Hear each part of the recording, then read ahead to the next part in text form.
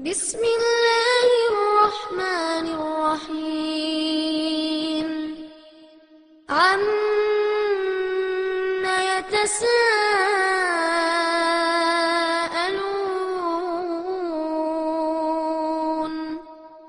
عن النبأ العظيم الذي هم فيه مختلفون كلا سيعلمون ثم كلا سيعلمون ألم نجعل الأرض مهادا والجبال أوتادا وخلقناكم أزواجا وجعلنا نومكم سباتا وجعلنا الليل لباسا وجعلنا النهار معاشا. அஸ்ஸலாமு அலைக்கும் வரஹ்மத்துல்லாஹி வபரகாத்துஹு. பெருமதிப்பிற்கும் மரியாதைக்கும் உரிய எல்லாம் வல்ல அல்லாஹுவின் நல்லடியார்களே, இந்த நிகழ்ச்சியில் இணை வைப்பினால் ஏற்படும் மறுமை விளைவுகள் என்ற தலைப்பினை எனக்கு வழங்கியிருக்கிறார்கள். இன்றைக்கு முஸ்லீம்களாக இருக்கிற நாம் அனைவரும் இந்த உலகத்தில் வெற்றியடைய வேண்டும் என்பதை நோக்கமாக கொண்டு நாம் இஸ்லாமியர்களாக வாழ்ந்து கொண்டிருக்கவில்லை. உலகத்திலே முஸ்லீம் என்று தன்னை அழைத்து கொள்கிற எல்லோருமே மரணத்திற்கு பிறகு ஒரு வாழ்க்கை இருக்கிறது, அந்த வாழ்க்கையில் நாம் வெற்றியடைய வேண்டும் என்பதுதான் அனைவருடைய நோக்கமாக லட்சியமாக இருந்து கொண்டிருக்கிறது. அதனால்தான் உலகத்தின் பல்வேறு பாகங்களில் முஸ்லிமாக வாழ்வதற்கு எத்தனையோ இடையூறுகளும் இன்னல்களும் ஏற்பட்ட பொழுதும், முஸ்லிம் என்ற ஒரே காரணத்திற்காக உரிமைகள் பறிக்கப்பட்ட பொழுதும், முஸ்லிம் என்று அறிவித்துக் கொள்கிற ஒரே காரணத்திற்காக உயிர்கள் பறிக்கப்பட்ட பொழுதும், அது குறித்தெல்லாம் கொஞ்சமும் கவலைப்படாமல்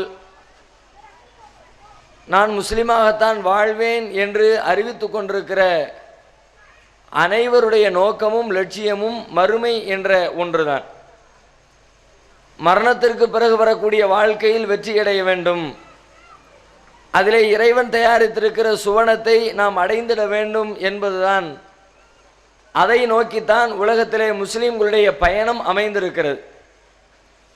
ஆனால் எந்த பாதை நம்மை நாளை மறுமையில் வெற்றியடைய செய்யுமோ அந்த பாதையை கையில் வைத்திருக்கிற, அந்த கொள்கையை கையிலே வைத்திருக்கிற நாம் உண்மையிலே அந்த கொள்கையின்படி தான் நடக்கிறோமா, அதிலே சொல்லப்பட்டிருக்கிற விஷயங்களை கடைபிடிக்கிறோமா என்பதை நம்மை நாமே சுய ஆய்வு செய்து கொள்ள வேண்டிய கட்டாயத்தில் இருக்கிறோம். ஏனென்றால் பெரும்பாலும் முஸ்லீம்களாக இருக்கிறவர்கள் தாங்கள் செய்து கொண்டிருக்கிற இஸ்லாமிய கிரியைகள் என்று, சடங்கு சம்பிரதாயங்கள் என்று நம்பிக்கை கொண்டு செயல்படுத்தி கொண்டிருக்கிற காரியங்கள் அனைத்துமே உண்மையான இஸ்லாத்தின் கோட்பாடுகள் அடிப்படையில் தான் அமைந்திருக்கிறது என்று உத்தரவாதமாக சொல்ல முடியாது. தலைமுறையாக இஸ்லாம் கடந்து வந்திருந்தாலும் கூட ஏராளமான கால இடைவெளி நபிகள் நாயகத்திற்கும் நமக்கும் இடையிலே இருக்கிற காரணத்தினால் இடைப்பட்ட காலத்திலே நமக்கு இஸ்லாத்தை சொல்லி தந்த பெரியவர்கள், நம்முடைய முன்னோர்கள் உண்மையான இஸ்லாத்திலே சொல்லப்பட்ட கருத்துக்களை அறிந்து கொள்ளாமல் அவர்களுடைய முன்னோர்களும் மூதாதையர்களும் எதை இஸ்லாம் என்று நம்பினார்களோ, எதை இஸ்லாம் என்று கடைபிடித்தார்களோ அதையெல்லாம் இஸ்லாம் என்ற பெயரால் நமக்கு சொல்லி தந்து விட்டு சென்று விட்டார்கள். அவற்றையெல்லாம் பரிசீலனை செய்யாமலேயே நாம் இஸ்லாத்தை கடைபிடித்து கொண்டு வருகிறோம். இது ஒவ்வொரு காலத்திலேயும் ஒவ்வொரு நபிமார்களுடைய சமுதாயங்களுக்கும் இந்த நிலைமை ஏற்பட்டிருக்கிறது. அல்லாஹ் ரப்புல் ஆலமீன் உலகத்திலே எண்ணற்ற பல இறை தூதர்களை அனுப்பி வைத்தானே, அந்த இறை தூதர்கள் மீண்டும் மீண்டும் உலகத்திற்கு அனுப்பப்பட்டது கூட இந்த செய்தியை தான் உலகத்திற்கு சொல்லுகிறது. ஆரம்பத்திலே முதலாக ஒரு தூதர் அனுப்பப்பட்டு அவர் என்ன இஸ்லாத்தை, என்ன ஏகத்துவத்தை உலகத்திற்கு சொன்னாரோ அதைத்தான் அதற்கு பின்னால் வந்த எல்லா இறை தூதர்களும் உலகத்திற்கு சொன்னார்கள். நபிகள் நாயகம் ஸல்லல்லாஹு அலைஹி வஸல்லம் அவர்களை பார்த்து இறைவன் சொல்லும் பொழுது கூட, இன்னா அவ்ஹைனா இலைக்க கமா அவ்ஹைனா, நபியே உமக்கு நாம் வஹி அறிவித்திருக்கிறோம், நாம் சொல்லுகிற இந்த செய்தி உமக்கு முன்னால் அனுப்பப்பட்ட தூதர்கள் இலா நூஹின் வன் நபியீன மின் பஅதிஹி வ அவ்ஹைனா இலா இப்ராஹீம வ இஸ்மாஈல வ இஸ்ஹாக வ யாக்கூப வ ஈசா, பெரிய நபிமார்களுடைய பட்டியலே அல்லாஹ் வாசிக்கின்றான். உங்களுக்கு முன்னால் வந்த நூஹ் நபிக்கு என்ன சொன்னோமோ, மூசா அலைஹிஸ்ஸலாத்திற்கு என்ன சொன்னோமோ, ஈசா அலைஹிஸ்ஸலாத்திற்கு எந்த ஏகத்துவத்தை கற்றுத்தந்தோமோ அந்த ஏகத்துவத்தை தான் உங்களுக்கும் நாம் வஹியாக, தூது செய்தியாக அறிவித்திருக்கிறோம் என்று சொல்லுகிறான் இறைவன். ஆரம்பத்திலே ஆதம் அலைஹிஸ்ஸலாம் அவர்களுக்கு சொல்லப்பட்ட ஏகத்துவம், இஸ்லாம் என்ற அந்த தூய போதனை அவர்களுடைய பிள்ளைகளுக்கு அவர்கள் கற்றுத்தந்தார்கள். அவர்கள் அவர்களுடைய பிள்ளைகளுக்கு சொல்லித் தருகிறார்கள். இப்படி தலைமுறை தலைமுறையாக ஆதம் நபி சொன்ன இஸ்லாம் உலகத்திலே சரியாக வந்து விடும் என்றால், எந்த கூடுதலும் குறைவும் இல்லாமல் ஆதம் நபி சொன்ன செய்தியை அவர்களுடைய மக்கள் அடுத்த தலைமுறைக்கு சொல்லி இருப்பார்கள் என்றால், அவர்களுக்கு பின்னால் நூஹ் என்ற ஒரு இறை தூதர் வரவேண்டிய தேவையே கிடையாது. அவர்களுக்கு பின்னால் வந்து எந்த இறை தூதர்களும் வரவேண்டிய அவசியமே கிடையாது. அவ்வாறு திரும்ப திரும்ப தூதர்கள் ஏன் வந்தார்கள்? ஆதம் நபிக்கு கொடுத்த மார்க்கத்தை அவர்களுக்கு பின்னால் வந்த மக்கள் மாற்றி விட்டார்கள். அதிலே தங்களுடைய சொந்த கருத்துக்களை புகுத்தி விட்டார்கள். அவர்களுடைய சுய கருத்துக்கள், விருப்பு வெறுப்புகளை எல்லாம் மார்க்கத்தின் பெயரால் திணித்து விட்டார்கள். எனவே தூய்மையான இஸ்லாத்தை சொல்லித் தருவதற்காக மீண்டும் இறைவன் தூதர்களை அனுப்பி வைக்கிறான். இப்படி எல்லா தூதர்களுடைய வரலாற்றிலேயும் நிகழ்ந்திருக்கிறது. இறுதியாக அனுப்பப்பட்ட ஈசா அலைஹிஸ்ஸலாம், நபிகள் நாயகத்திற்கு முன்னால் அனுப்பப்பட்ட ஈசா அலைஹிஸ்ஸலாம் அவர்களுடைய நிலைமை இன்றைக்கு கண்களுக்கு எதிரிலே தெரிகிறது. அவர்கள் என்ன சொன்னார்கள்? அல்லாஹ்வை மட்டுமே வணங்குங்கள் என்ற ஏகத்துவத்தை தான் உலகத்திலே சொன்னார்கள். ஆனால் என்ன நிகழ்ந்து கொண்டிருக்கிறது? அவர்கள் சொன்ன ஏகத்துவத்தை தான் அவர்களை பின்பற்றியவர்கள் இன்றைக்கு கடைபிடிக்கிறார்களா? அவர்களை மதிப்பதாக சொல்லுகிறவர்கள் அவர்களையே கடவுளாக்கி விட்டார்கள். கடவுளுடைய குமாரர் என்று அவர்களுடைய அந்தஸ்தை உயர்த்தி விட்டார்கள். அவர்களையே சிலையாக வடித்து வைத்து வணக்க வழிபாடுகளில் செய்ய ஆரம்பித்து விட்டார்கள். ஈசா அலைஹிஸ்ஸலாம் அவர்கள் சொன்ன கொள்கை அவர்களை பின்பற்றுகிறவர்களால் தூய முறையிலே கடைபிடிக்கப்படவில்லை. அதே போலத்தான் அண்ணலம் பெருமகனார் நபிகள் நாயகம் ஸல்லல்லாஹு அலைஹி வஸல்லம் அவர்களால் இந்த உலகத்திற்கு சொல்லித்தரப்பட்ட ஏகத்துவ கொள்கை, ஏக இறைவன் மட்டுமே தனித்த ஆற்றல் படைத்தவன், அவனுக்கு நிகராக யாரும் இல்லை, எதுவும் இல்லை என்ற அந்த தூய இஸ்லாமிய கொள்கை அவர்களுக்கு பின்னால் வந்த தலைமுறையினரால் திரிக்கப்பட்டிருக்கிறது.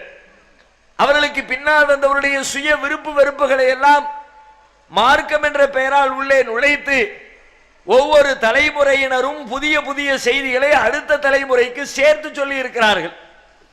அதன் காரணமாக நபிகள் நாயகம் அவர்களால் சொல்லித்தரப்பட்ட தூய கொள்கை இன்றைக்கு அதனுடைய பெயரிலே இருக்கிறது, உள்ளுக்குள்ளே நடைமுறையிலே காணாமல் போய்கொண்டிருக்கிறது. எனவே முஸ்லிம்களாக இருக்கிற நாம் முதலிலே ஒன்றை மனதிலே பதிய வைக்க வேண்டும். நாம் இஸ்லாமியராக இருக்கிறோம், நம்முடைய பெற்றோர் முஸ்லிம்களாக இருந்தார்கள், அவர்களுடைய பெற்றோர் முஸ்லிம்களாக இருந்தார்கள். எனவே நாம் நம்முடைய பெற்றோர் வழியாக எதை கற்றுக்கொண்டோமோ அதுதான் தூய்மையான இஸ்லாம், அதுதான் உண்மையான இஸ்லாம். அதிலே பரிசீலனைக்கு வேலையே தேவையில்லை, எதையும் அதிலே மாற்ற வேண்டியதில்லை, அது குறித்து நாம் சிந்திக்க வேண்டியதில்லை என்று யோசித்துக் கொண்டிருக்காமல் நம்முடைய முன்னோர்கள் சொல்லி தந்ததிலேயும் பிழை இருக்க வாய்ப்பு இருக்கிறது.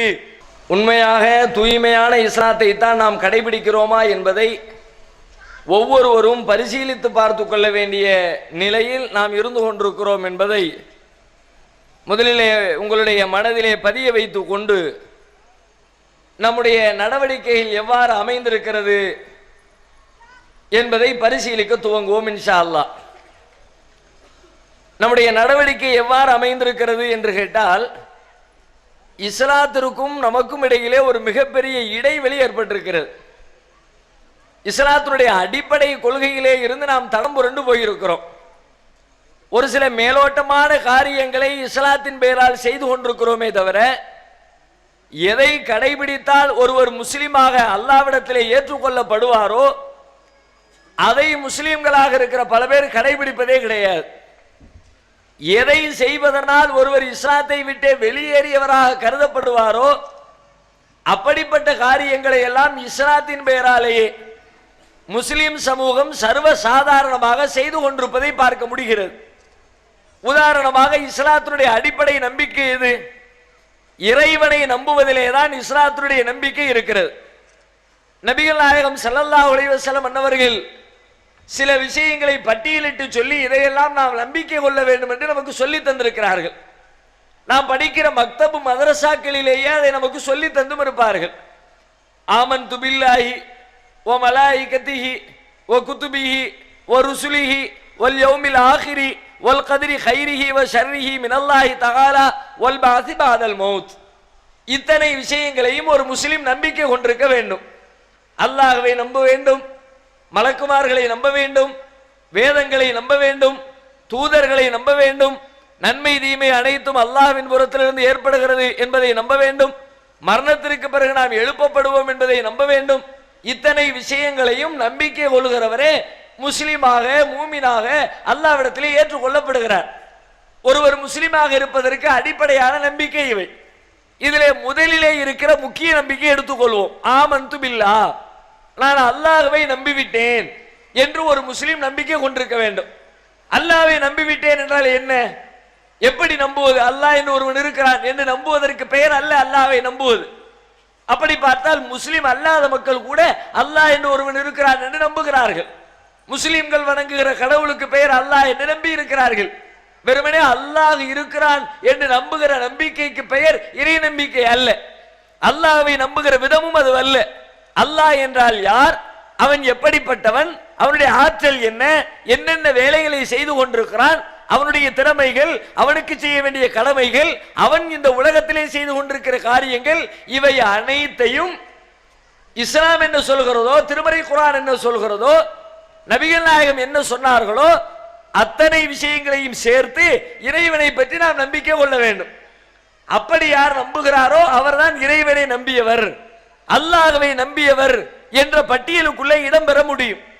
இந்த அடிப்படையான நம்பிக்கையிலே ஒருவர் தவறு செய்தால், இதிலே இறைவன் எவ்வாறு தன்னை நம்ப வேண்டும் என்று சொல்லி தந்தாலோ அந்த நம்பிக்கைக்கு எதிரான நம்பிக்கை அவருடைய உள்ளத்திலே இருக்கும் என்றால், அவர் தன்னுடைய பெயரை அரபி மொழியிலே வைத்துக் கொண்டாலும், அவர் எத்தனை நாட்கள் தொழுதாலும், இறைவனுக்காக நோன்பிருந்தாலும், எவ்வளவு பெரிய நற்காரியங்களில் ஈடுபட்டாலும், தன்னுடைய சொத்து செல்வங்களை எல்லாம் அள்ளி அள்ளி தர்மம் செய்தாலும், அவர் அல்லாஹ்விடத்திலே முஸ்லிமாக இறைவனை நம்பியவராக ஏற்றுக்கொள்ளப்பட மாட்டார். இது இஸ்லாத்தினுடைய அடிப்படை விதி. இந்த நம்பிக்கை முஸ்லிம்களிடத்தில் எப்படி இருக்கிறது? இறைவன் சொன்னபடிதான் நம்புகிறோமா? இறைவன் தன்னை பற்றி என்ன சொல்லுகிறான்? திருமறை குர்ஆனிலே சூரத்துல் இக்லாஸ் மன தூய்மை என்ற அத்தியாயம் இருக்கிறது. ஒரு சின்னஞ்சிறிய அத்தியாயம். அல்லாஹ்வை பற்றி மிக தெளிவாக உலகத்திற்கு பிரகடனம் செய்கிற அத்தியாயம். அந்த அத்தியாயம் என்ன சொல்கிறது? குல், நபியே சொல்லுங்கள், ஹுவல்லாஹு அஹத், அவன்தான் அல்லாஹ், அவன் ஒருவனே, அல்லாஹ் ஒருவனே, அல்லாஹு சமத், அல்லாஹ் எந்த தேவைகளும் இல்லாதவன், லம் யலித், அவன் யாரையும் பெறவில்லை, வலம் யூலது, அவன் யாராலும் பெறப்படவில்லை, வலம் யகுல்லஹு குஃபுவன் அஹத், அவனுக்கு நிகராக எதுவும் இல்லை. ரத்தின சுருக்கமாக இறைவனை பற்றி உலகத்திற்கு அறிமுகப்படுத்துகிற அற்புதமான ஒரு அத்தியாயம் சூரத்துல் இக்லாஸ் என்ற இந்த அத்தியாயம். இதிலே இருக்கிற இறுதி வசனத்தை எடுத்துக்கொள்ளுங்கள். இறைவனுக்கு நிகராக யாரும் இல்லை, எதுவும் இல்லை. இஸ்லாம் இப்படித்தான் இறைவனை நம்ப சொல்கிறது. இன்றைக்கு முஸ்லிம்களிடத்திலே கணக்கெடுப்பு நடத்துங்கள். அல்லாஹ்வை போன்று யாராவது இருக்கிறார்களா? அல்லாஹ்வுக்கு நிகராக யாராவது இருக்கிறார்களா? அல்லாஹ்வுக்கு இணையாக யாராவது இருக்கிறார்களா என்ற ஒரு கேள்வியை முஸ்லிம் சமூகத்திலே நீங்கள் எடுத்து போட்டால் அதனை ஏற்றுக்கொள்கிறவர் எவருமே இருக்க மாட்டார். அல்லாஹ்வுக்கு நிகராக யாரும் கிடையாது, அல்லாஹ்வை போல எவரும் கிடையாது, அல்லாஹ்வுடைய ஆற்றல் பெற்றவர் எந்த படைப்பு உலகத்திலே கிடையாது. வாயால் மிக தெளிவாக முஸ்லிம் சமுதாயம் அதை சொல்லிக் கொண்டிருக்கிறது. ஆனால் உண்மையிலே அதை நம்புகிறதா? வாயால் சொல்லுகிற அனைத்து செய்திகளையுமே உள்ளத்தால் சொல்லுகிறார்களா? இறைவன் வெறுமனே வாய் வார்த்தைகளை மட்டும் பார்க்கிறவன் கிடையாது. நீங்கள் வாயிலே ஒன்றை சொல்லிவிட்டு உள்ளத்திலே அதற்கு நேர் எதிர்மறையான நம்பிக்கையை வைத்திருந்தால், இன்னல்லாஹ் யஅலமு மா ஃபிஸ் சுதூர், உள்ளங்களில் உள்ளதை அறிகிறவன் அல்லாஹ், அவன் உள்ளத்தின்படிதான் தீர்ப்பளிப்பானே தவிர நீங்கள் உதட்டிலே பேசிய அந்த வார்த்தைகளை வைத்துக் கொண்டு முடிவெடுக்கிறவன் அல்ல இறைவன். இன்றைக்கு முஸ்லிம்கள் இறைவனுக்கு நிகராக யாரும் இல்லை என்று சொன்னார்களே, அதை தங்கள் வாழ்க்கையில் கடைபிடிக்கிறார்களா? அதை தங்களுடைய வாழ்க்கையிலே நம்புகிறார்களா? பரிசோதித்து பாருங்கள். இல்லவே இல்லை என்று அடித்து சொல்லலாம். எப்படி சொல்லலாம்? ஏராளமான சான்றுகள். உதாரணமாக, இறைவனுக்கு நிகராக யாரும் இல்லை, எதுவும் இல்லை என்றால் என்ன பொருள்? இறைவனுக்கு இணையாக எதுவும் இல்லை என்றால் இறைவனை போல இன்னொரு இறைவன் இல்லை என்று சொல்லுவது மட்டும் அதற்கு அர்த்தம் இல்லை. பல பேர் அப்படித்தான் நினைத்துக் கொண்டார்கள். அல்லாஹ்வுக்கு நிகராக என்றால் அல்லாஹ் இருக்கிறான், அவனை போன்று இன்னொரு அல்லாஹ் இருக்கிறார் என்று நம்பினால் அது இறைவனுக்கு நிகராக நம்புகிற நம்பிக்கை, இறைவனுக்கு இணை கற்பிக்கிற நம்பிக்கை என்று நினைத்துக் கொண்டிருக்கிறார்கள். அல்லது அல்லாஹ் அல்லாத வேறு தெய்வங்கள் இருக்கிறார்கள், உலகத்தை படைத்த கடவுளர்கள் என்று.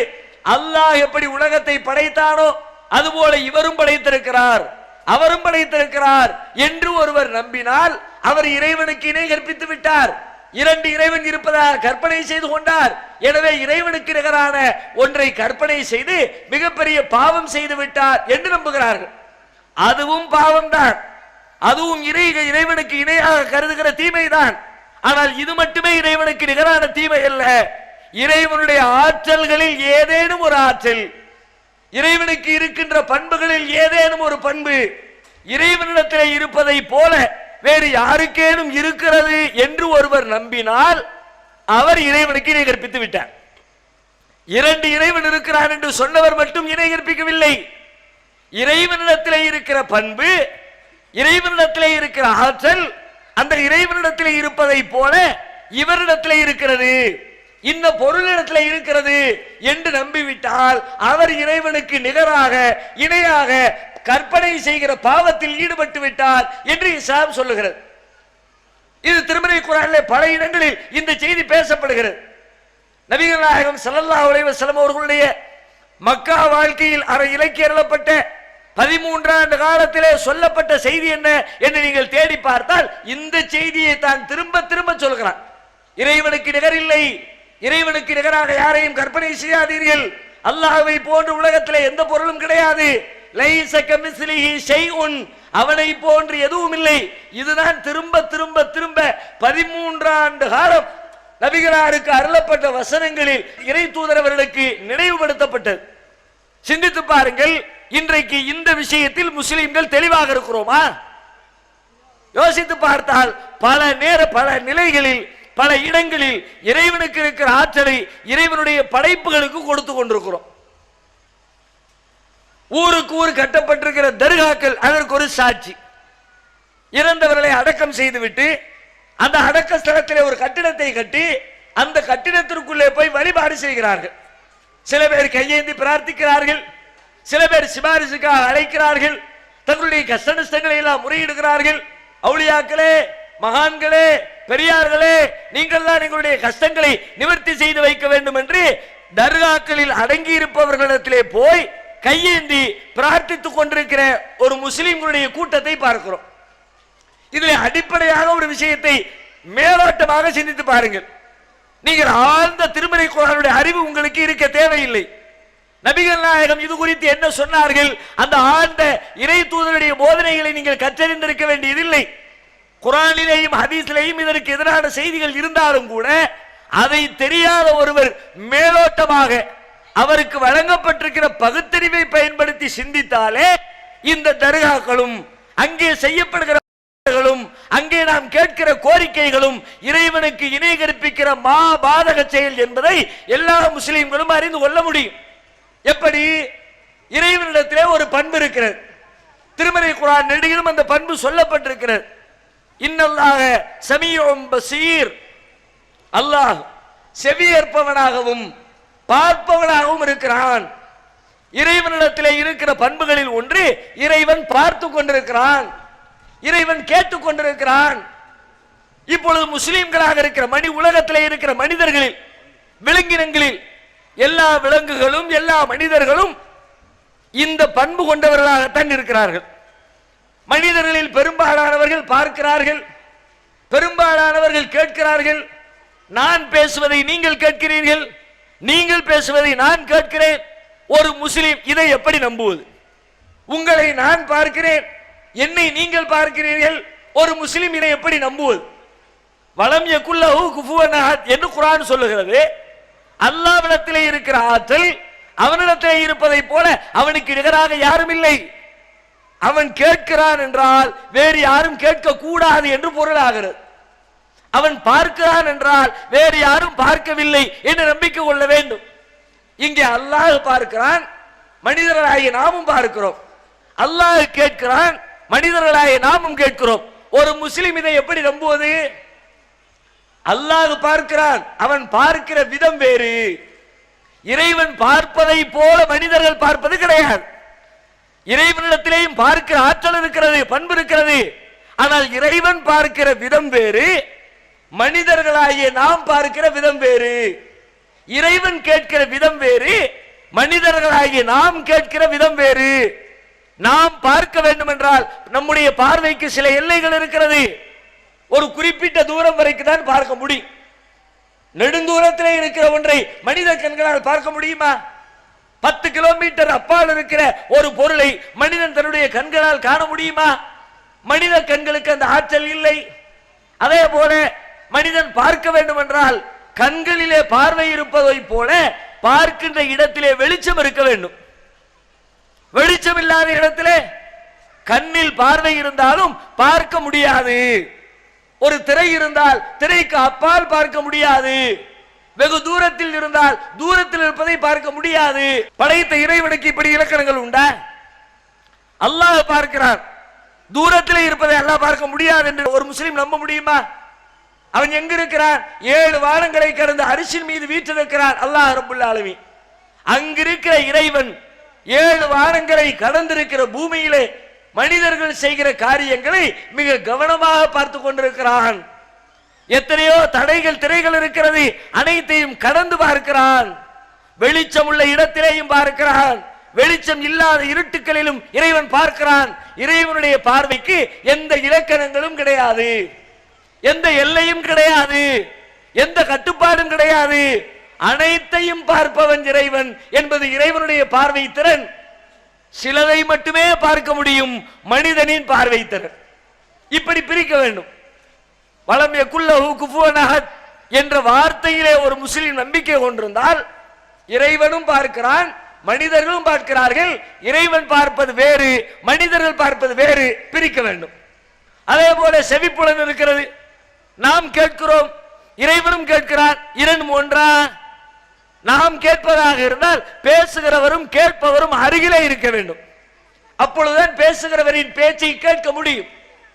500 கிலோமீட்டர் தொலைவுக்கு அப்பால் இருந்து கொண்டு இங்கிருந்து பேசுகிறவருடைய பேச்சை கேட்க இயலுமா? கண்டிப்பா கேட்க முடியாதுன்னு சொல்லிடுவோம். 50 கிலோமீட்டர்ல கேட்க முடியாது, ஏன் ஒரு 5 கிலோமீட்டர் கேட்க முடியாது. ஒரு 1 கிலோமீட்டர் தூரத்தில் இருந்தால் கூட பேசுகிற பேச்சை கேட்க முடியாது. மனிதனின் செவிப்புலன் செயல்பட வேண்டும் என்றால் பேசுகிறவரும் கேட்கிறவரும் அருகிலே இருக்க வேண்டும். ஒருவேளை தூரத்திலே இருந்தால் அந்த தூரத்தை குறைக்கிற கருவிகளை பயன்படுத்த வேண்டும். செல்போன் வழியாக தொடர்பு கொள்ள வேண்டும், இணையதளம் வழியாக தொடர்பு கொள்ள வேண்டும், அல்லது ஒளிபெருக்கி வழியாக தொடர்பு கொள்ள வேண்டும். இப்படி தூரத்தை குறைக்கின்ற கருவிகளை பயன்படுத்தினால்தான் மனிதனின் செவிப்புலன் செயல்படும், இல்லாட்டி கேட்க முடியாது. அதே போல பேசுகிற இடத்திலே காற்று அறைகள் நிரம்பி இருக்க வேண்டும். இப்ப நான் பேசுற பேச்ச நீங்க கேட்கிறீங்க, எப்படி கேட்கிறீர்கள்? என்னுடைய வாய்க்கு அருகிலே இருக்கிற காற்று உங்கள் காதுகளை வந்து அடைகிறது. எனவே இங்க இருக்கிற சொல் அங்கே உங்களால் கேட்டு விளங்க முடிகிறது. இங்க இருக்கிற காற்றை அங்க வரவிடாம தடுத்துட்டோம்னு வச்சுக்குவோம். ஒரு பெரிய கண்ணாடி கூண்டு போட்டு நான் உள்ள நின்று கொண்டு கத்துக்கிறேன், வெளியில யாருக்கு என்ன விளங்கும்? கேட்க முடியாது. ஏன்? காற்று வெளியில வரவில்லை. அப்ப உங்களுடைய காது கேட்க வேண்டும் என்றால் காது நன்றாக இருந்தால் மட்டும் போதாது, பேசுகிற இடத்திலே காற்று இருக்க வேண்டும், கேட்கிற இடத்திலே காற்று இருக்க வேண்டும். அதுபோல ஒரு நேரத்திலே ஒரு மனிதனால் ஒரு ஓசையை தான் கேட்டு புரிந்து விளங்கிக் கொள்ள முடியும். ரெண்டு காது இருக்குங்கிறதுனால இந்த பக்கம் நீ பேசு, இந்த பக்கம் நீ பேசு, பேச சொல்ல இயலாது. அவர் பெரிய காது டாக்டராகவே இருந்தாலும் சரிதான், இஎன்டி ஸ்பெஷலிஸ்டாகவே இருந்தாலும் சரிதான், ஹாஸ்பிட்டலுக்கு வர்றவர்களுக்கு டோக்கன் கொடுத்து உட்கார வச்சிருவார். நீ 7 மணிக்கு வா, நீ 7:10 வா, நீ 7:20 வா, நீ 7:30 வா. ஏன் ஒரே நேரத்தில் எல்லாத்தையும் உள்ள விட்டு எல்லாம் மொத்தமாக சொல்லு. நான் காதை பற்றி கரைச்சி குடிச்சிருக்கிறேன், காதில் உள்ள எல்லா மேட்டரும் எனக்கு தெரியும், எனவே காதுக்குள்ள உன் செய்தி என்னால் விளங்கிக் கொள்ள முடியும், பேசுங்கள் என்று மொத்தமாக பேச சொல்ல இயலுமா? மனிதனுக்கு அந்த ஆற்றல் இல்லை, அது இறைவனின் ஆற்றல். ஒரே நேரத்திலே எத்தனை பேர் பேசினாலும் கேட்கிற ஆற்றல் இறைவனுடையது. எவ்வளவு தூரத்திலிருந்து பேசினாலும் கேட்கிற ஆற்றல் இறைவனுடையது. எந்த எல்லைகளுக்கும் அப்பாற்பட்டு கேட்கிற ஆற்றல் இறைவனுடையது. காற்றடைகளே இல்லாவிட்டாலும் கேட்கிற திறன் இறைவனுடையது. அதை போல கேட்கிறவர் உலகத்தில் எவரும் இல்லை. இறைவனை போல கேட்கிற எந்த ஜீவராசியும் உலகத்தில் இல்லை, எந்த மனிதனும் இல்லை, எந்த விலங்கும் இல்லை, எந்த பறவையும் இல்லை. இறைவனிடத்திலே இருக்கிற ஆற்றல் படைத்த இறைவனாகிய ரப்புல் ஆலமீனுக்கு மட்டுமே இருக்கிறது. இப்படி ஒரு முஸ்லிம் நம்ப வேண்டும். எதை எடுத்தாலும் அல்லாஹ்வுடைய தனித்தன்மையை பாதுகாக்கிற விதத்திலே, இறைவனுக்கு நிகராக எவரும் இல்லை என்பதை உறுதிப்படுத்துகிற விதத்திலே தான் இறைவனை பற்றி நம்ப வேண்டும். இது இறை நம்பிக்கையில் முக்கியமான ஒரு அம்சம். தர்காக்களில் நடப்பது என்ன? தர்காக்களில் போய் நின்று கொண்டு கையேந்துகிறார்களே, அங்கே இவர்கள் செய்கிற வேலை என்ன? முஸ்லிம்கள் எங்கெல்லாம் இருக்கிறார்களோ தமிழகத்திலே அங்கெல்லாம் ஏதோ ஒரு மனிதரை அடக்கம் செய்துவிட்டு தர்காக்களில் வழிபாடு செய்கிறார்கள். அவர்கள் பிரார்த்திக்கிறார்களா அல்லது சிபாரிசுக்காக அழைக்கிறார்களா? அது சரியா தவறா அந்த வாதத்திற்குள்ளே நான் போகவில்லை. நீங்கள் கேட்கிறீர்களோ அல்லது அவரை சிபாரிசுக்கு அழைக்கிறீர்களோ, எதற்கு வேண்டுமானாலும் இருக்கட்டும், நீங்கள் போய் அந்த கபரிலே போய் நின்று கொண்டு பேசுகிறீர்களே, இந்த பேச்சுக்களை அவர்கள் கேட்பார்களா? பதில் சொல்லுங்கள் பார்க்கலாம். இறந்தவர் மனிதர் தானே, அவர் அவுளியான்னு வச்சுக்கோங்க, மகான்னு வச்சுக்கோங்க, பெரிய புனிதர்னு வச்சுக்கோங்க, யாரா இருக்கட்டும், அவர் மனிதரா இறைவனா? இறைவனா அல்லது இறைவனால் படைக்கப்பட்டவர்களா? இறைவனால் படைக்கப்பட்டவர்கள் என்பதிலே மாற்று கருத்தில்லை. இறைவனால் படைக்கப்பட்ட பொருள் என்றால் இறைவன் கேட்பதை போல அவர்களால் கேட்க முடியுமா? கேட்க முடியாது. நீங்கள் எப்படி கேட்கிறீர்கள்? அங்க போய் அவுளியாக்களிடத்தில் போய் தர்காக்களில் போய் நின்று கொண்டு அவுளியாக்களே என்று கேட்கிறீர்கள். உங்கள் வீடுகளில் அமர்ந்து கொண்டு எங்கோ அடக்கம் செய்யப்பட்டிருக்கிற அவுளியாவை கையேந்தி அழைக்கிறீர்கள். திருப்பூரிலே உட்கார்ந்து கொண்டு முஹித்தீன் அப்துல் காதிர் ஜிலானியேங்கிறார். அல்லாஹ் ரசூல் முஹித்தீனே உட்கார்ந்து எந்திக்கும் போது முஹித்தீன் எங்க இருக்கிறாரு? பக்கத்து வீட்டுக்காரரா? நீங்க உட்கார்ந்து இருக்க ரூமுக்கு பக்கத்து ரூம்ல சேர் போட்டு உட்கார்ந்து இருக்காரா? அவரை முஹித்தீன் கூப்பிடுங்க, தப்பு கிடையாது. ஆனா நீங்க கூப்பிடுற முஹித்தீன் யாரு? ஈராக்கில் வாழ்ந்து பகதாதில் அடக்கம் செய்யப்பட்ட முஹித்தீனை திருப்பூர்ல கோம்பை தோட்டத்து வீட்டுக்குள்ள உட்கார்ந்துகிட்டு எந்திரிக்கும் போது அல்லாஹ் ரசூல் முஹித்தீனை அழைக்கிறீர்களே, அவருக்கு கேட்குமா? ஒன்னு கேட்கும்னு சொல்லணும், இல்லாது கேட்கலன்னு சொல்லணும். கேட்கலன்னு சொன்னா கேட்காதவனை கூப்பிட்ட நீ லூசா? கேட்கலன்னு தெரியுது இல்ல, இவன் காது கேட்காது. அப்படிப்பட்ட ஒருத்தரை போய் கூப்பிட்டு பேசிக்கிட்டு இருந்தா, தெருவில் ஒருத்தர் போய்கிட்டு இருக்கிறாரு, பின்னாடி இருந்து கூப்பிடுறிய, அவர் பேரை சொல்லி கூவுறிய, எப்பா அப்துல் ரஹ்மா, எப்பா அப்துல் ரஹ்மா, அப்துல் ரஹ்மா சத்தம் போடுறிய. அவன் திரும்பியே பார்க்கல. ஏன்? அவருக்கு 2 ஸ்பீக்கர் அவுட்டு. நீ என்னத்தை சத்தம் போட்டாலும் சங்கம் வச்சு ஊதுனாலும் கேட்க மாட்டார். இப்படி ஒரு மனிதரை இன்னொருவர் அழைத்து கொண்டிருந்தால் பக்கத்துல இருந்து வேடிக்கை பார்க்கிற நாம என்ன சொல்லுவான்? ஏன்னா உனக்கு லூசா, அவனுக்கு தான் காது கேட்காதுன்னு தெரியும்ல, பின்னாடி இருந்து கூப்பிட்டு இருக்க, பக்கத்துல போய் தொட்டு பேசு, ஊம பாஷையில பேச சொல்லுவோம்ல. ஏன்? இவன் காது கேட்காது, இவனிடத்துல இப்படி பேசக்கூடாது. முஹித்தீனுடைய காது கேட்காது என்றால் ஏன் அவரை அழைத்தீர்கள்? அழைத்தது தவறு இல்லை. கேட்கும் என்று நம்பினால் தூரத்திலே இத்தனை லட்ச கிலோமீட்டர்களுக்கு அப்பால் அடக்கம் செய்யப்பட்டிருக்கிற மனிதர் இங்கே நீங்கள் அழைக்கிற அழைப்பை அங்கிருந்து கேட்பார் என்றால் இது இறைவனுக்கு இருக்கிற ஆற்றலா, மனிதர்களுக்கு இருக்கிற ஆற்றலா? அப்ப நம்மையும் அறியாமல் ஒரு பெரும் பிழை செய்கிறோம். படைத்த இறைவன் எத்தனை லட்சோப லட்ச தூரங்கள் கடந்திருந்தாலும் எப்படி அங்கிருக்கிற ஓசைகளை கேட்டு விளங்கி புரிந்து கொள்வானோ அதே போல லட்ச தூரங்கள் கடந்திருந்தாலும் பல்லாயிரம் கிலோமீட்டர் கடந்திருந்தாலும் இங்கே பேசுகிற பேச்சுக்களை அங்கே அடங்கி இருக்கிற அப்துல் காதர் ஜீலானி அறிவார் என்று நம்புகிற பொழுது இறைவனுடைய ஆற்றலை பண்பை இவருக்கு நீங்கள் கொடுத்து விட்டீர்கள். அதே மாதிரி ஒண்ணு மட்டும் இல்ல, எத்தனை பிரச்சனை பாருங்க. இறைவனுக்கு இருக்கிற ஆற்றலை இந்த மாதிரி தர்காக்களில் அடங்கி இருக்கிறவர்களுக்கு எத்தனை எத்தனை வகையில் கொடுத்து கொண்டிருக்கிறோம் என்று சிந்தித்து பாருங்கள். நம்முடைய சமுதாயம் எப்படிப்பட்ட ஒரு அதல பாதாளத்திலே வீழ்ந்து கொண்டிருக்கிறது என்பது புரியும். சில பேர் தூரத்திலே கேட்க மாட்டார்கள், நேரடியாக தர்காவிலே இறந்தவருடைய தலைமாட்டிலே நின்று கொண்டு கேட்பார்கள். தூரத்திலிருந்து கேட்டாதானே கேட்காதுங்கிற, தலைமாட்டில் நின்று கேட்கிறேன், சரியா அவளியாவே மகானே பிள்ளைய தாங்க, பாஸ்போர்ட்டை தாங்க, பிள்ளைக்கு கல்யாணம் முடிச்சு தாங்க, என்னென்னலாமோ விதவிதமான கோரிக்கை தலைமாட்டில் நின்று கொண்டு சில பேர் வைக்கிறார்கள். இது சரியா? இந்த ஆற்றல் அவருக்கு இருக்கிறது. இது நீங்கள் சொல்லுகிற இந்த பேச்சை, உங்களுடைய கோரிக்கையை புரிந்து கொள்கிற நிலையில் அவர் இருக்கிறாரா? அவர் எங்கே இருக்கிறார்? மண்ணுக்குள்ளே இருக்கிறார். எப்படி இருக்கிறார்? அடக்கம் செய்யப்பட்டிருக்கிறார். அடக்கம் என்றால் என்ன பொருள்? எத்தனையோ வருஷத்துக்கு முன்னாடி செத்து போனவரை அப்பவே அவரை கஃன் பண்ணி இருப்பார்கள், அதுக்கு மேல ஒரு ஓலப்பாயை வச்சிருப்பார்கள், அதுக்கு மேல கொஞ்சம் பனங்கட்டை எலி போட்டிருப்பார்கள், அதுக்கு மேல மல்லெண்ணி போட்டிருப்பார்கள், அதுக்கு மேல சிமெண்ட போட்டு, அதுக்கு மேல டைல்ஸை போட்டு, அதுக்கு மேல சந்தூக்க போட்டு, அதுக்கு மேல ஒரு 10-20 போர்வையை போட்டு, அதுக்கு மேல ஒரு கூட பூவல்லி போட்டு, ஒரு சொட்டு காத்து கூட உள்ள போக முடியாத அளவிற்கு தடை செய்து விட்டீர்கள். இப்ப தலைமாட்டில் நின்றுகிட்டு அவளியாக்களே காது கேட்குமா? அவருக்கு கேட்க வேண்டும் என்றால் அவருக்கு நீங்கள் பேசுகிற உங்கள் இடத்துல இருக்கிற காற்று அங்க போய் சேரணும். காத்து போகலையே, காத்து அரஸ்ட் பண்ணிட்டீங்களே. காற்று இல்லாத இடத்திலே கேட்டு விளங்கிக் கொள்கிற ஆற்றல் இறைவனுடையதா மனிதனுடையதா?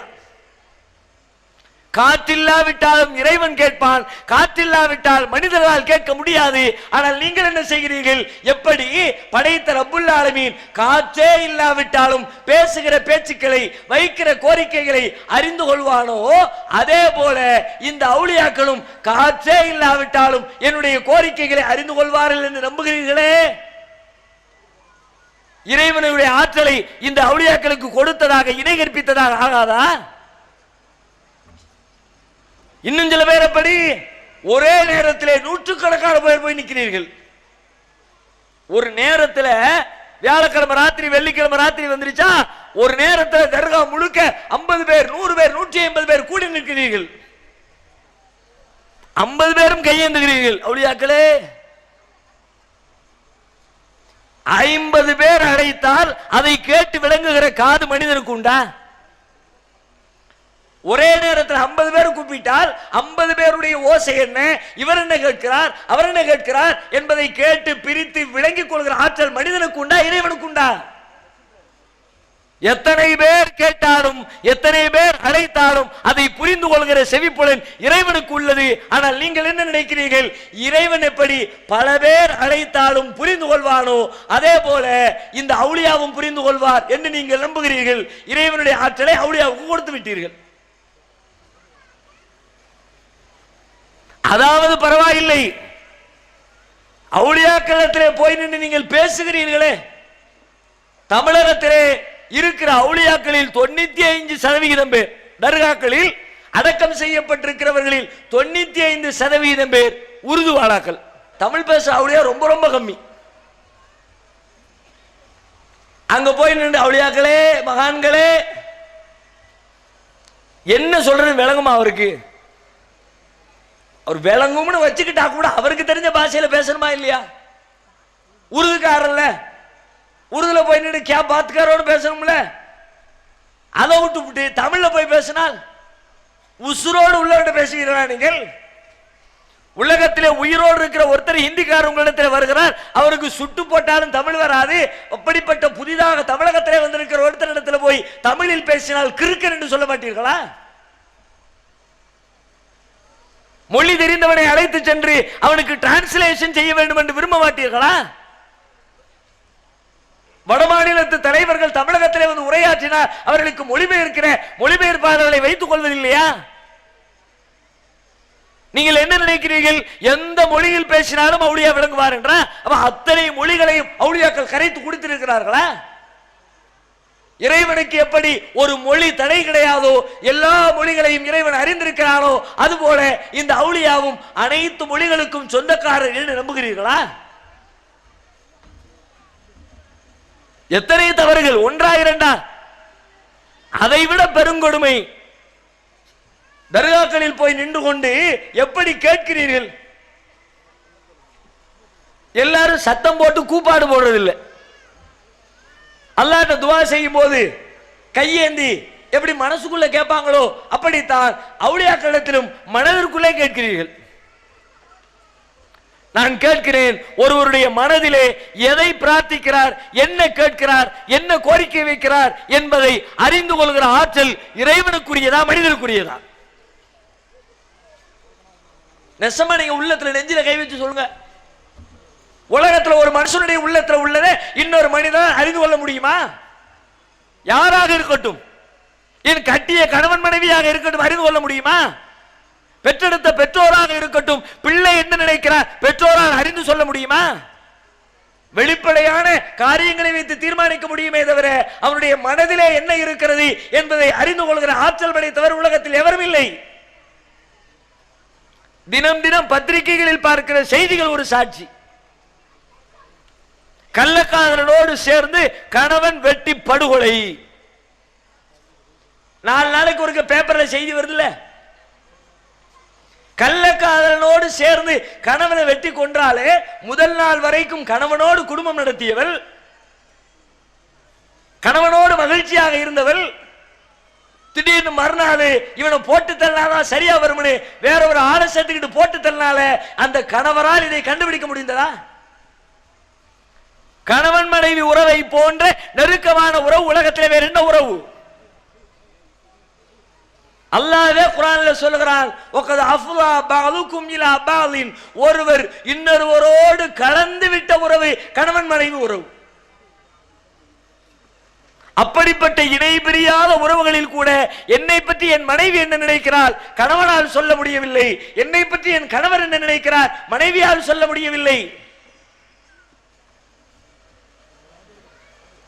ஏன்? உள்ளத்திலே இருக்கிறதை அறிந்து கொள்கிற ஆற்றலை அல்லாஹ் யாருக்கும் வழங்கவில்லை. ஆனால் நீங்கள் என்ன சொல்கிறீர்கள்? அல்லாஹ் எப்படி மனிதர்களின் உள்ளத்தில் உள்ளதை அறிவானோ, அதை அறிந்து கொள்கிற ஆற்றல் இருக்கிறதோ, அதே போல இந்த அவுலியாக்களும் நான் என் உள்ளத்திலே கேட்கிற துஆவை பிரார்த்தனையை அறிந்து அதை அவர் எனக்கு வாங்கி தருவார், செயல்படுத்துவார், ஏற்றுக்கொள்வார் என்று நம்புகிறீர்கள். இணை கற்பிக்கிற பாவம் இல்லையா? இறைவன் இதை சாதாரணமாக எடுத்துக்கொள்வார் என்று நினைக்கிறீர்களா? பெரும்பாலும் முஸ்லிம் சமுதாயம் இதை புண்ணியமாக நினைக்கிறது, ஏதோ நற்காரியமாக நினைக்கிறது. இறைவனின் பார்வையிலே மிகப்பெரிய கோபத்தை அல்லாஹ்விற்கு ஏற்படுத்துகிற பெரும்பாவம் இது. இஸ்லாமிய மார்க்கத்திலே சொல்லப்பட்ட பாவங்களில் முதலிடத்திலே வைக்கப்பட்டிருக்கிற பாவம் இது. நபிகளாரிடத்திலே கேட்கப்படுகிறது, ஐயுதம்பி ஆலம், அல்லாஹ்விடத்திலே மிகப்பெரிய பாவம் எது என்று கேட்கிறார்கள் நபி தோழர்கள். நபிகள் நாயகம் ஸல்லல்லாஹு அலைஹி வஸல்லம் பதிலளிக்கிறார்கள், அன் தஜஅல லில்லாஹி நித்தன் வஹுவ ஹலகக, அல்லாஹ்விற்கு இணை கற்பிப்பது அவன் உன்னை படைத்திருக்கிற நிலையிலே. அல்லாஹ் தான் உன்னை படைச்சான், வேற யாரும் படைக்கலையே, அவனுக்கு நிகரான ஆற்றல் படைச்சவர் ஒருத்தரும் இல்லையே. அப்படிப்பட்ட ரப்புல் ஆலமீனுக்கு இணையாக நிகராக ஆற்றல் படைத்த ஒருவர் இருக்கிறார் என்று நீ நம்பிக்கை கொள்ளுவது அதுதான் அல்லாஹ்விடத்திலே இறைவனுக்கு பிடிக்காத மிகப்பெரிய பாவம் என்கிறார்கள் நபிகள் நாயகம்.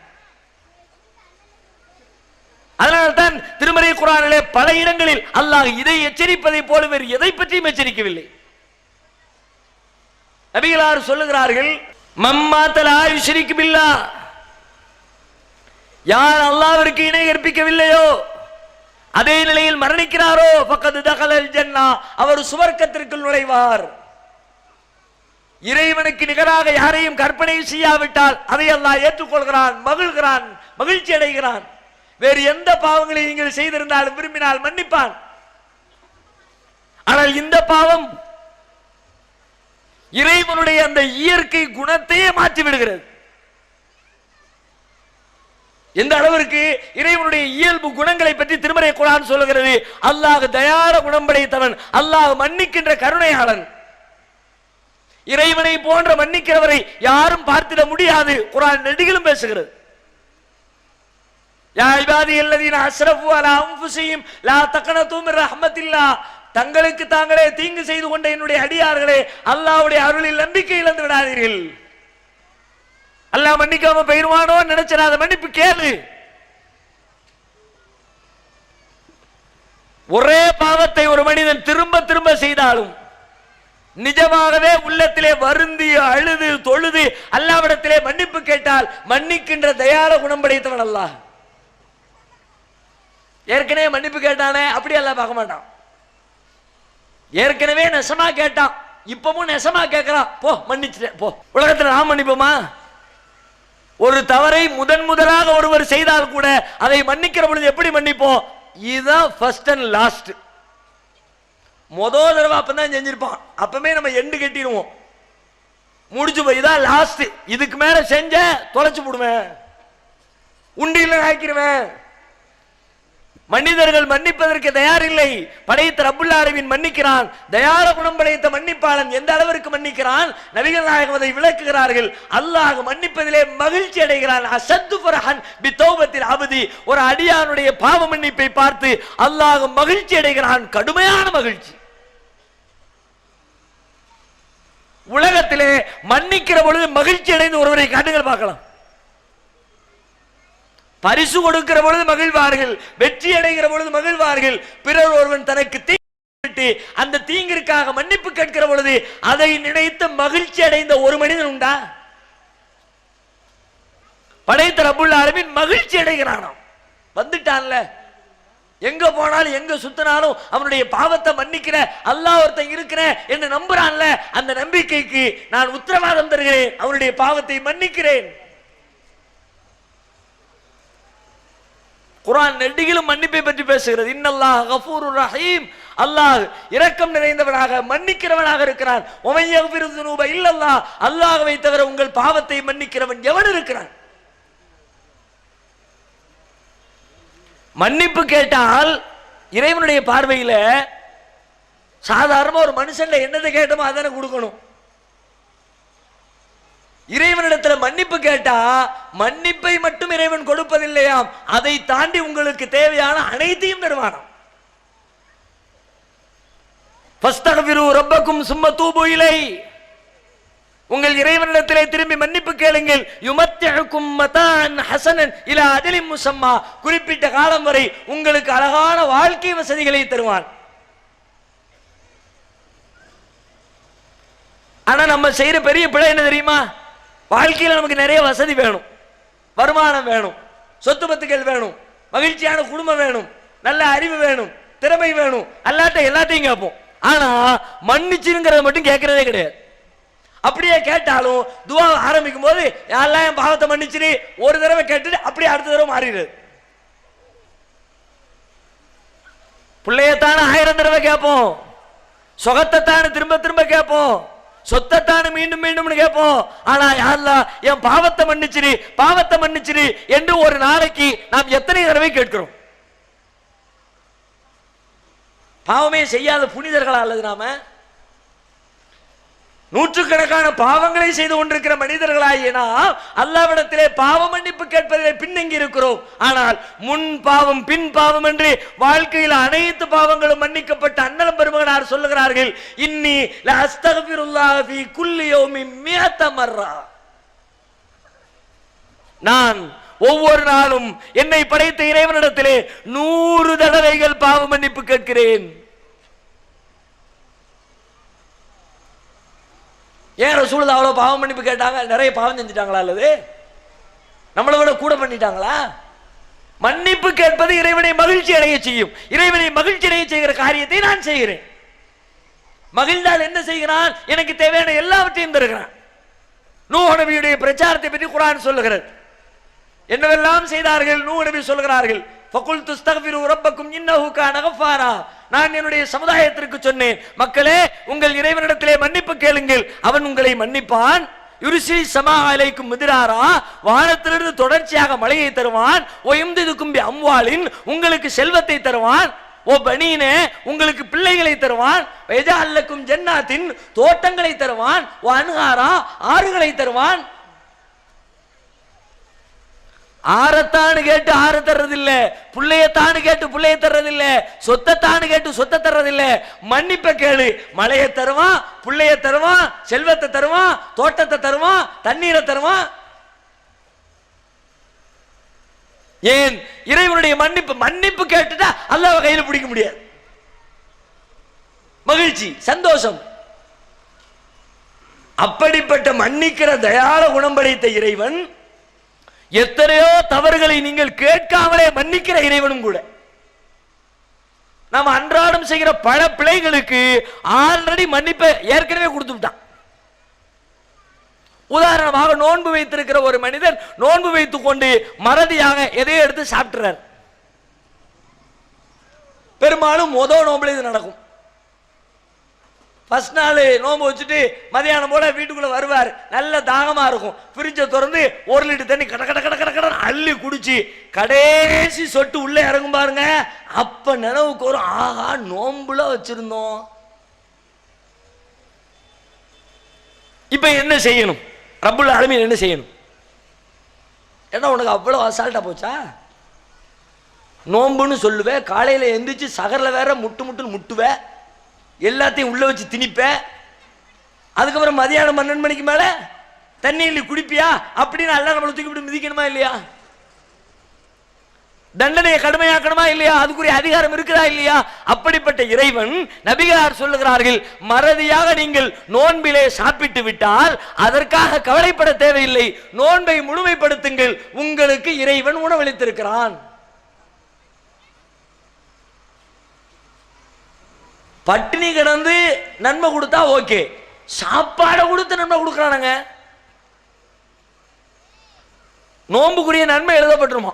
இவர் சாப்பிட்டாரு, அது இருக்கட்டும், அது தெரியாம தானே சாப்பிட்டாரு. இப்படி எத்தனை தவறுகள். இறைவனை மறுப்பது இஸ்லாத்திலே பெரும்பாவம். ஆனால் ஒரு இக்கட்டான சூழ்நிலையிலே ஒரு மனிதன் மாட்டிக்கொண்ட பொழுது நான் இறைவனை மறுக்கிறேன் என்று சொன்னால் இறைவன் என்ன கேட்கலாம்? என்ன நேசிக்கிறத விட உனக்கு பெரிய இக்கட்டா? செத்தா சாவண்டா, அல்லாஹ் மறுக்க மாட்டேன்னு சொல்லிட்டு சாவ வேண்டியதான்னு கேட்கலாம்ல. கத்திய காட்டி ஒருத்தன் மிரட்டுறான், கடவுளே இல்லைன்னு சொல்லு, அல்லாவே இல்லைன்னு சொல்லு, அவரை கும்பிடு இவரை கும்பிடு அப்படிங்கிறான். சரின்னு கும்பிட்டுட்டிய, உங்க மேல பாவம் கிடையாது. குர்ஆன் சொல்லுகிறது, மன் கஃபர பில்லாஹி மின் பாதி ஈமானிஹி இல்லா மன் உக்ரிஹ வ கல்புஹு முத்மஇன்னும் பில் ஈமான். உள்ளத்திலே ஈமான் நிறைந்திருக்க நெருக்கடியான நேரத்திலே வாயிலே குஃப்ரான இறைவனை மறுக்கிற வார்த்தைகளை பயன்படுத்தியவர் மீது குற்றம் கிடையாது. ஏன் குற்றம் கிடையாது? அவன் ஒரு கஷ்டத்துல சொல்லிவிட்டான் விடு. எத்தனை பிழைகளை இறைவன் இப்படி தானாக முன்பது. நீங்கள் மன்னிப்பே கேட்க தேவையில்லை, ஆல்ரெடி மன்னிப்பு. அல்லாஹ் மேல ஒருத்தர் சத்தியம் பண்றார், தெரிஞ்சு புரிஞ்சு பண்றாரு, அதை அவர் நிறைவேற்றணும். ஆனால் திடீரென்று ஏதோ பேசிக் கொண்டிருக்கிற பொழுது வாய் தவறி அல்லாஹ் மேல சத்தியமாட்டார். இப்ப அல்லாஹ் என்ன பண்ணணும்? என் பேர் உனக்கு அவ்வளவு சாமானியமா போயிடுச்சோ? என் பேரை சும்மா சும்மா யூஸ் பண்ணுவியோ? பேரை யூஸ் பண்ணா கரெக்டான இடத்துல யூஸ் பண்ணு அப்படின்னு அல்லாஹ் கோபப்படணும்ல. அல்லாஹ் சொல்றான், லா யுஆகிதுகுமுல்லாஹு பில்லகவி ஃபீ ஐமானிக்கும். உங்களுடைய சத்தியங்களில் வீணானவற்றிற்காக அல்லாஹ் உங்களை குற்றம் பிடிக்க மாட்டான். தெரியாம அல்லாஹ் சத்தியமா போ, பரவாயில்ல, தெரியாம சொல்லிட்ட, கவனம் இல்லாம சொல்லிட்ட, வாய் தவறி சொல்லிட்ட, நீ சொன்னதுக்காக நான் குற்றம் பிடிக்க மாட்டேன் போ. பிழைகளை மன்னிக்கிறான், மன்னிப்பதை மகிழ்கிறான், மன்னிப்பு கேட்டால் வாரி வழங்குகிறான், கேட்டதை தாண்டி என்னவெல்லாமோ கொடுக்கிறான். இப்படி மன்னிப்பு என்று சொன்னாலே அதற்கு அல்லாஹ் ரப்புல் ஆலமீன் தயாள குணம் படைத்த உள்ளத்தோடு தன்னுடைய கருணையை வெளிப்படுத்துகிறான். அப்படிப்பட்ட இயல்பை கொண்டிருக்கிற அல்லாஹ் சொல்லுகிறான், மன்னிப்பு கேட்காமலே மன்னிச்சவன் சொல்றான், நான் உன் பாவத்தை மன்னிக்க மாட்டேன். ஒரே ஒரு பாவத்தை, எந்த பாவத்தையும் மன்னிக்கிறவன் சொல்றான், இன்னல்லாஹ் லா யக்ஃபிரு அன் யுஷ்ரக பிஹி, அல்லாஹ் அவனுக்கு இணை கற்பிக்கப்படுகிற பாவத்தை ஒரு காலம் மன்னிக்க மாட்டான். அப்ப அல்லாஹ்வுக்கு எவ்வளவு கோபத்தை அது ஏற்படுத்தி இருந்தால், இறைவனுக்கு எவ்வளவு பெரிய வெறுப்பை, கடுமையான சினத்தை அது கொடுத்திருந்தால், மன்னிப்பே தன் வாழ்வு என்றிருந்த ரப்புல் ஆலமீன் மன்னிக்க மாட்டேன் என்று டிக்ளேர் செய்வான். இந்த பாவத்தினுடைய அளவை புரிந்து கொள்வதற்கு இதைவிட வேறு செய்தி வேண்டுமா?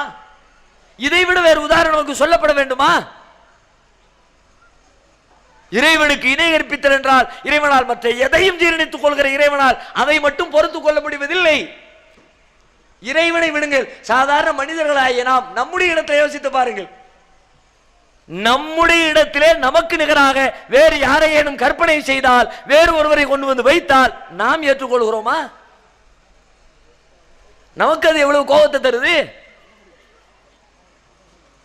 ஒரு கடையிலே முதலாளி அமர்ந்திருக்கிறார், கல்லாப்பட்டியிலே பணம் எண்ணி கொண்டிருக்கிறார். பக்கத்து கடைக்காரர் வந்து சொல்றாரு, தம்பி எந்திரி, நான் கொஞ்சம் உட்கார்ந்து எண்ணிக்கிறேன். உடனே கொடுத்துட்டு போயிருவோமா?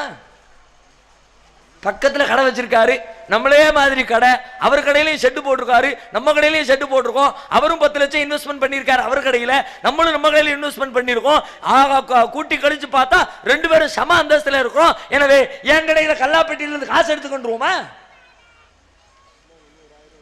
என்னை போன்ற மனிதன் தான், என்னை போல தொழில் செய்கிறவன் தான், என்னை போன்ற ஆற்றல் படைத்தவன் தான். ஆனால் என்னுடைய இடத்திலே அவன் கால் பதிக்க நினைத்தால் ஒத்துக்கொள்வோமா? என் இடத்துல இன்னொருவன் வருவதை என்னால் ஏற்றுக்கொள்ள முடியவில்லை என்றால், படைத்த இறைவன் அவனுடைய இடத்திலே இன்னொருவர் வைக்கப்பட்டால் அவன் மட்டும் ஏற்றுக்கொள்வான் என்று எதிர்பார்ப்பது எப்படிப்பட்ட நியாயம் என்று கேட்கிறேன். முஸ்லிம்களை சிந்தித்து பாருங்கள். முஸ்லிம் அல்லாத மக்கள் ஒரு புறத்திலே இணை கற்பிப்பிலே வீழ்ந்து கிடக்கிறார்கள் என்றால், அதிலிருந்து மீட்டெடுப்பதற்காக வந்த இஸ்லாத்தை கடைபிடிக்கிற முஸ்லிம்கள் அதனுடைய அடிப்படை கூட தெரியாமல் முஸ்லிம் என்று சொல்லிக்கொண்டே இஸ்லாத்திற்கு எதிரானதை செய்தால், இஸ்லாத்தை விட்டு வெளியேற்றுகிற காரியத்தை செய்தால், எத்தனை வகைகளில் இந்த பாவம் என்று யோசித்து பாருங்கள். ஒரு நோய் நொடி வந்துவிட்டால் நோய்க்காக தாயத்து கட்டுகிறீர்கள். பெரிய தாயத்து போட்டு வச்சிருக்கிறார்கள். எதுக்கு? அலங்காரத்துக்கா, டிஸ்பிளேக்கா?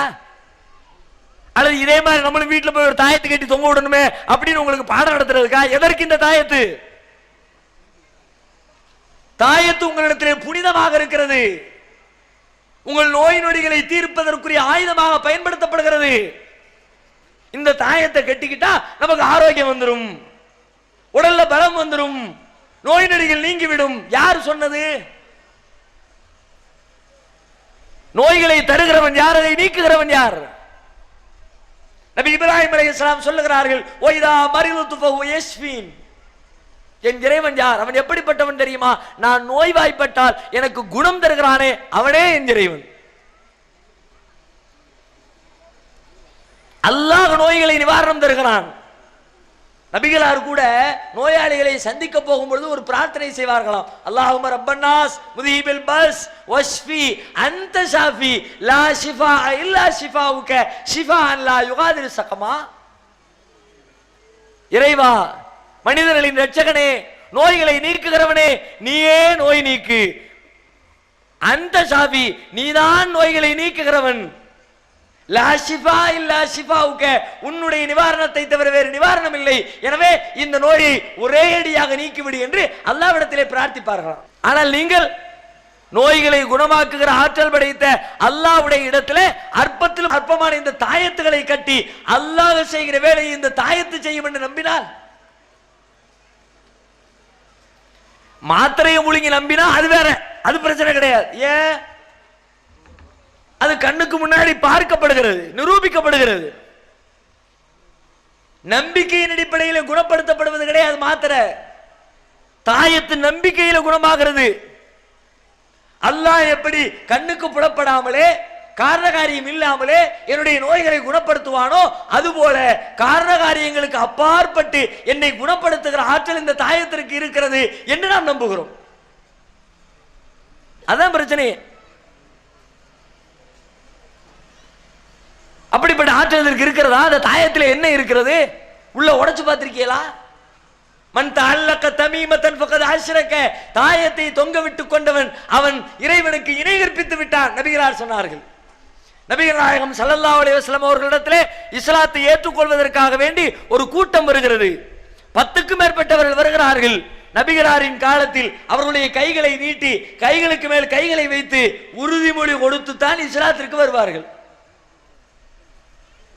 பையத்து செய்வது, ரசூலுல்லாஹ் கை நீட்டுறாங்க, எல்லாரும் பையத்து செய்யறாங்க. ஒரே ஒருத்தர் ரசூலுல்லாஹ் தள்ளி விட்டுறாங்க, தள்ளிப்போ. 10 பேருக்கு பையத்து செய்து விட்டு தனியாக இருக்கிற ஒருவரை அழைத்து அவருடைய கையிலே இருக்கிற கட்டப்பட்டிருக்கிற தாயத்தை கழட்டி எரிந்து விட்டு அதுக்கு பிறகு கையை நீட்டி இப்ப பையத்து பண்ணு.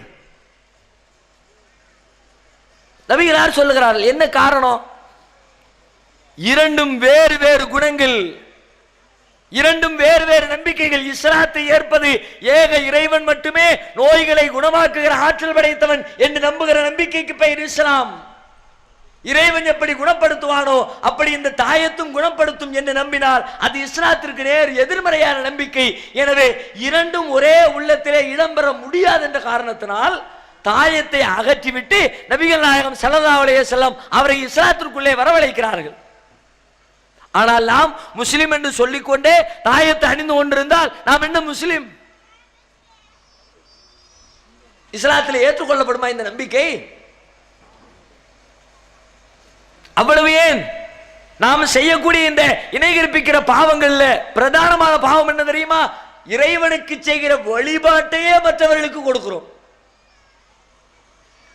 இஸ்லாத்தினுடைய அடிப்படை லா இலாஹா இல்லல்லாஹ், வணக்கத்திற்குரியவன் அல்லாஹ்வை தவிர வேறு யாரும் இல்லை. இதுதான் இஸ்லாத்தினுடைய பேஸ். இதுக்கு மேலதான் இஸ்லாம் என்ற கட்டிடம் இருக்கிறது.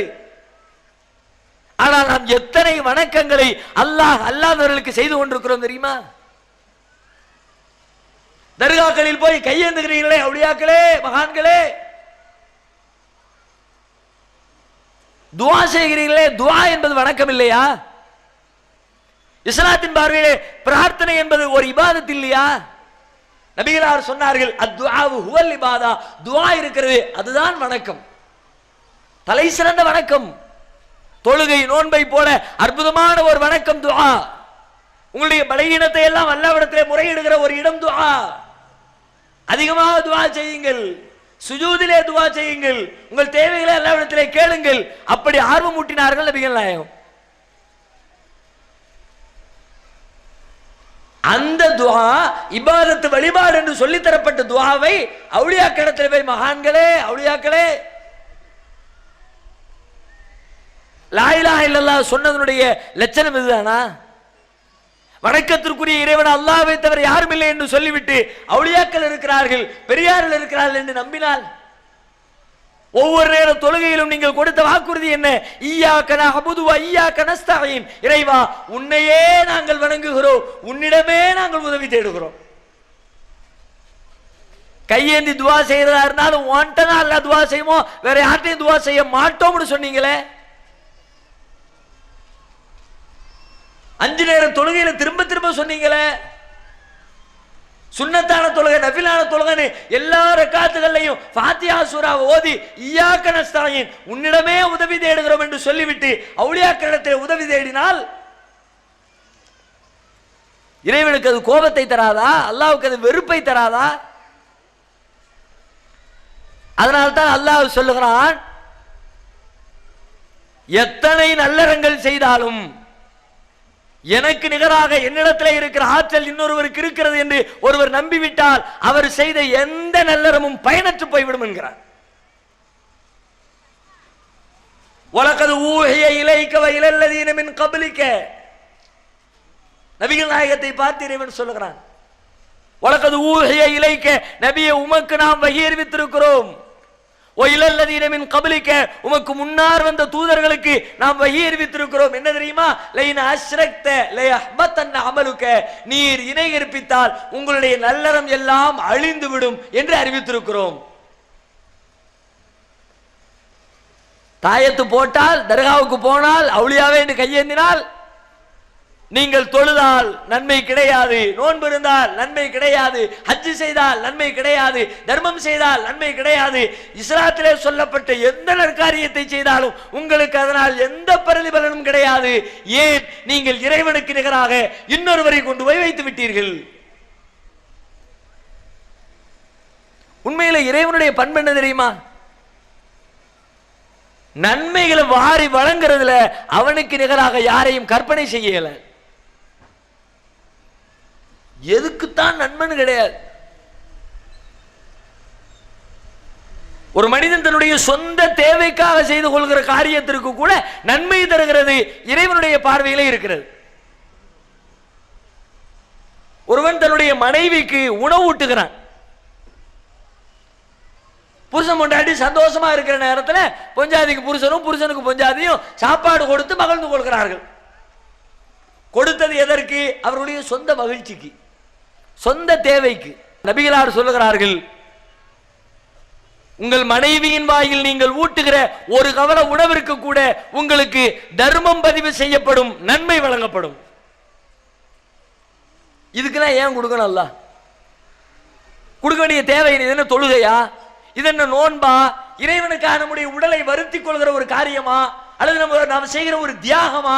நம்முடைய மகிழ்ச்சிக்காக, நம்முடைய சொந்த லாபத்திற்காக நாம் செய்து கொள்கிற ஒரு காரியம் கணவன் மனைவி உணவூட்டிக் கொள்வது. அவ்வளவு ஏன் நபிகளார் சொல்லுகிறார்கள், உன்னுடைய மனைவியோடு நீ தாம்பத்தியத்திலே ஈடுபட்டால் அதற்கும் நன்மை வழங்கப்படும்.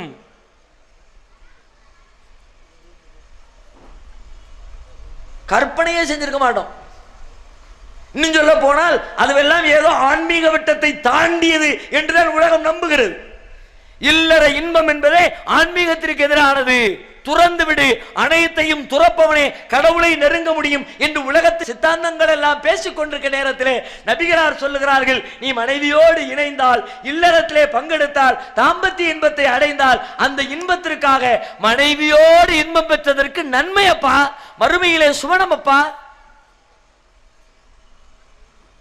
ஏன்? அதிலே இறைவனுக்கு என்ன கிடைக்கிறது? எதுவும் இல்லை. ஆனால் இறைவன் மனிதனுக்கு அதிகமான நன்மைகளை வாரி வழங்கி அவனை சுவனத்திலே பிரவேசிக்க செய்ய வேண்டும் என்பதற்காக அற்பத்திலும் அற்பமானதற்கெல்லாம் நன்மை, நினைத்து பார்க்க முடியாத காரியங்களுக்கெல்லாம் நன்மை. ஒருவர் தன்னுடைய பிள்ளையை முறையாக வளர்த்து ஆளாக்கினால் அதற்கு நன்மை. தெருவிலே இருக்கிற ஒரு மனிதருக்கு உதவி செய்தால் அதற்கு நன்மை. வாகனங்களில் ஏறுவதற்கு சிரமப்படுகிற மனிதரை ஏற்றிவிட்டால் அதற்கு நன்மை. நல்ல வார்த்தைகளை பயன்படுத்தினால் அதற்கு நன்மை. எதிரிலே வருகிறவனை பார்த்து சிரித்தால் அதற்கு நன்மை. சிரிக்கிறதுக்கு அல்லாஹ்வுக்கு என்ன வந்துச்சு? கடைக்கு போறிய, கடைக்காரர் பார்க்கிறாரு, நீங்க அவரை பார்த்து ஒரு சிரிப்பு, அவர் உங்களை பார்த்து ஒரு சிரிப்பு, எழுதப்பட்டுருச்சு நன்மை. தனியா உட்கார்ந்து யோசிச்சா என்னடா இது விளையாட்டுத்தனமா இருக்கு, இதுக்கெல்லாம் எதுக்கு நன்மை? இதுக்கெல்லாம் அல்லாஹ் நன்மையை போடலாட்டி நம்மள பல பேர் தேர மாட்டோம். நன்மை தீமை ரெண்டையும் கணக்கெடுத்து பார்த்தா மறுமையில எது நிற்கும்? இது எல்லாம் நன்மையை தூக்கி போட்டா தான் தராசு கீழே இறங்கும். இல்ல நன்மை ஒன்றும் தேராது. காலையிலிருந்து சாயங்காலம் வரைக்கும் நம்ம பேசுற பேச்சு, செய்யற நடவடிக்கை, பார்க்கிற பார்வை எல்லாத்தையும் லிஸ்ட் எடுத்து பாருங்க. எவ்வளவு நன்மை எவ்வளவு தீமைன்னு நீங்க உங்களுக்கு ஒரு கணக்கு போட்டு பாருங்க. அம்மாடி உங்களாலே தாங்க முடியாது. மறுமையில கூட அப்படித்தானா? அல்லாஹ் ஒருத்தர் அழைச்சு விசாரிப்பான். விசாரிக்கும் போது அவருடைய சின்னஞ்சிறிய காரியங்கள் எல்லாம் எடுத்து சொல்லப்படுமா.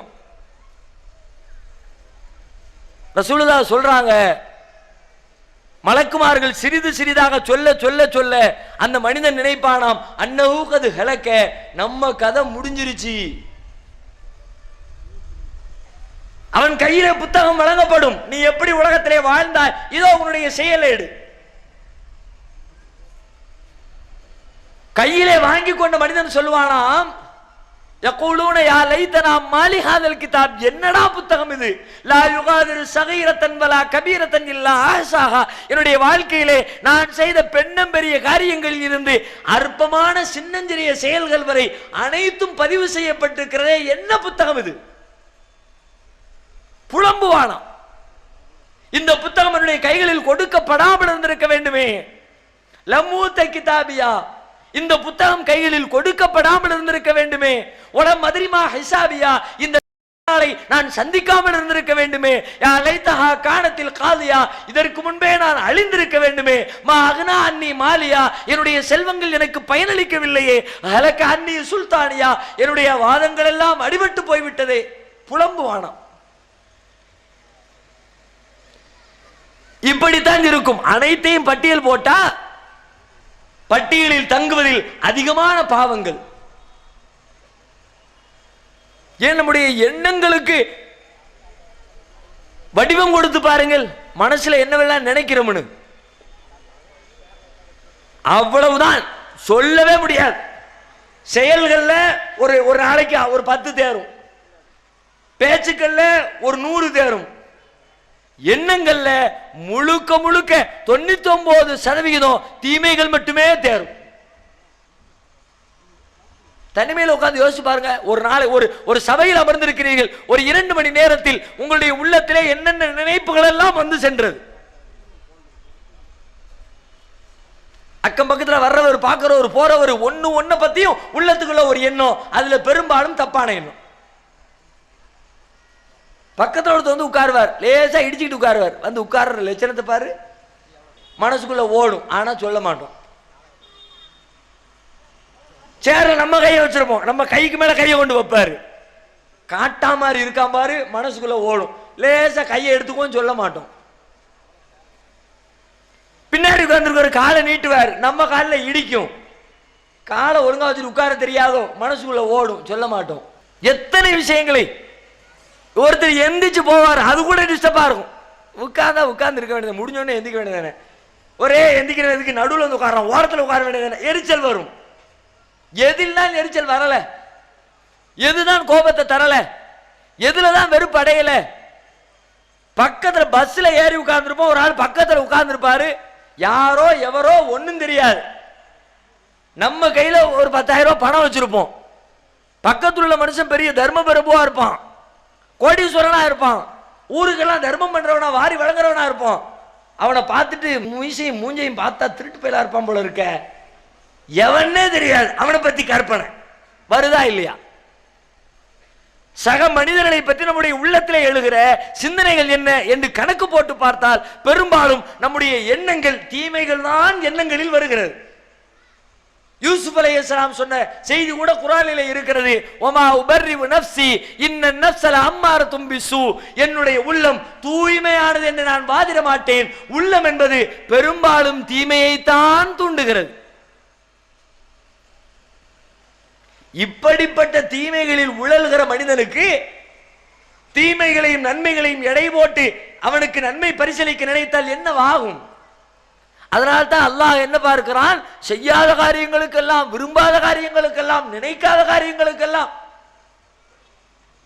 இதோ வச்சுக்க நன்மை, இதோ வச்சுக்க நன்மை, இதோ வச்சுக்க நன்மை அள்ளி கொடுத்து கொண்டே இருக்கிறான்.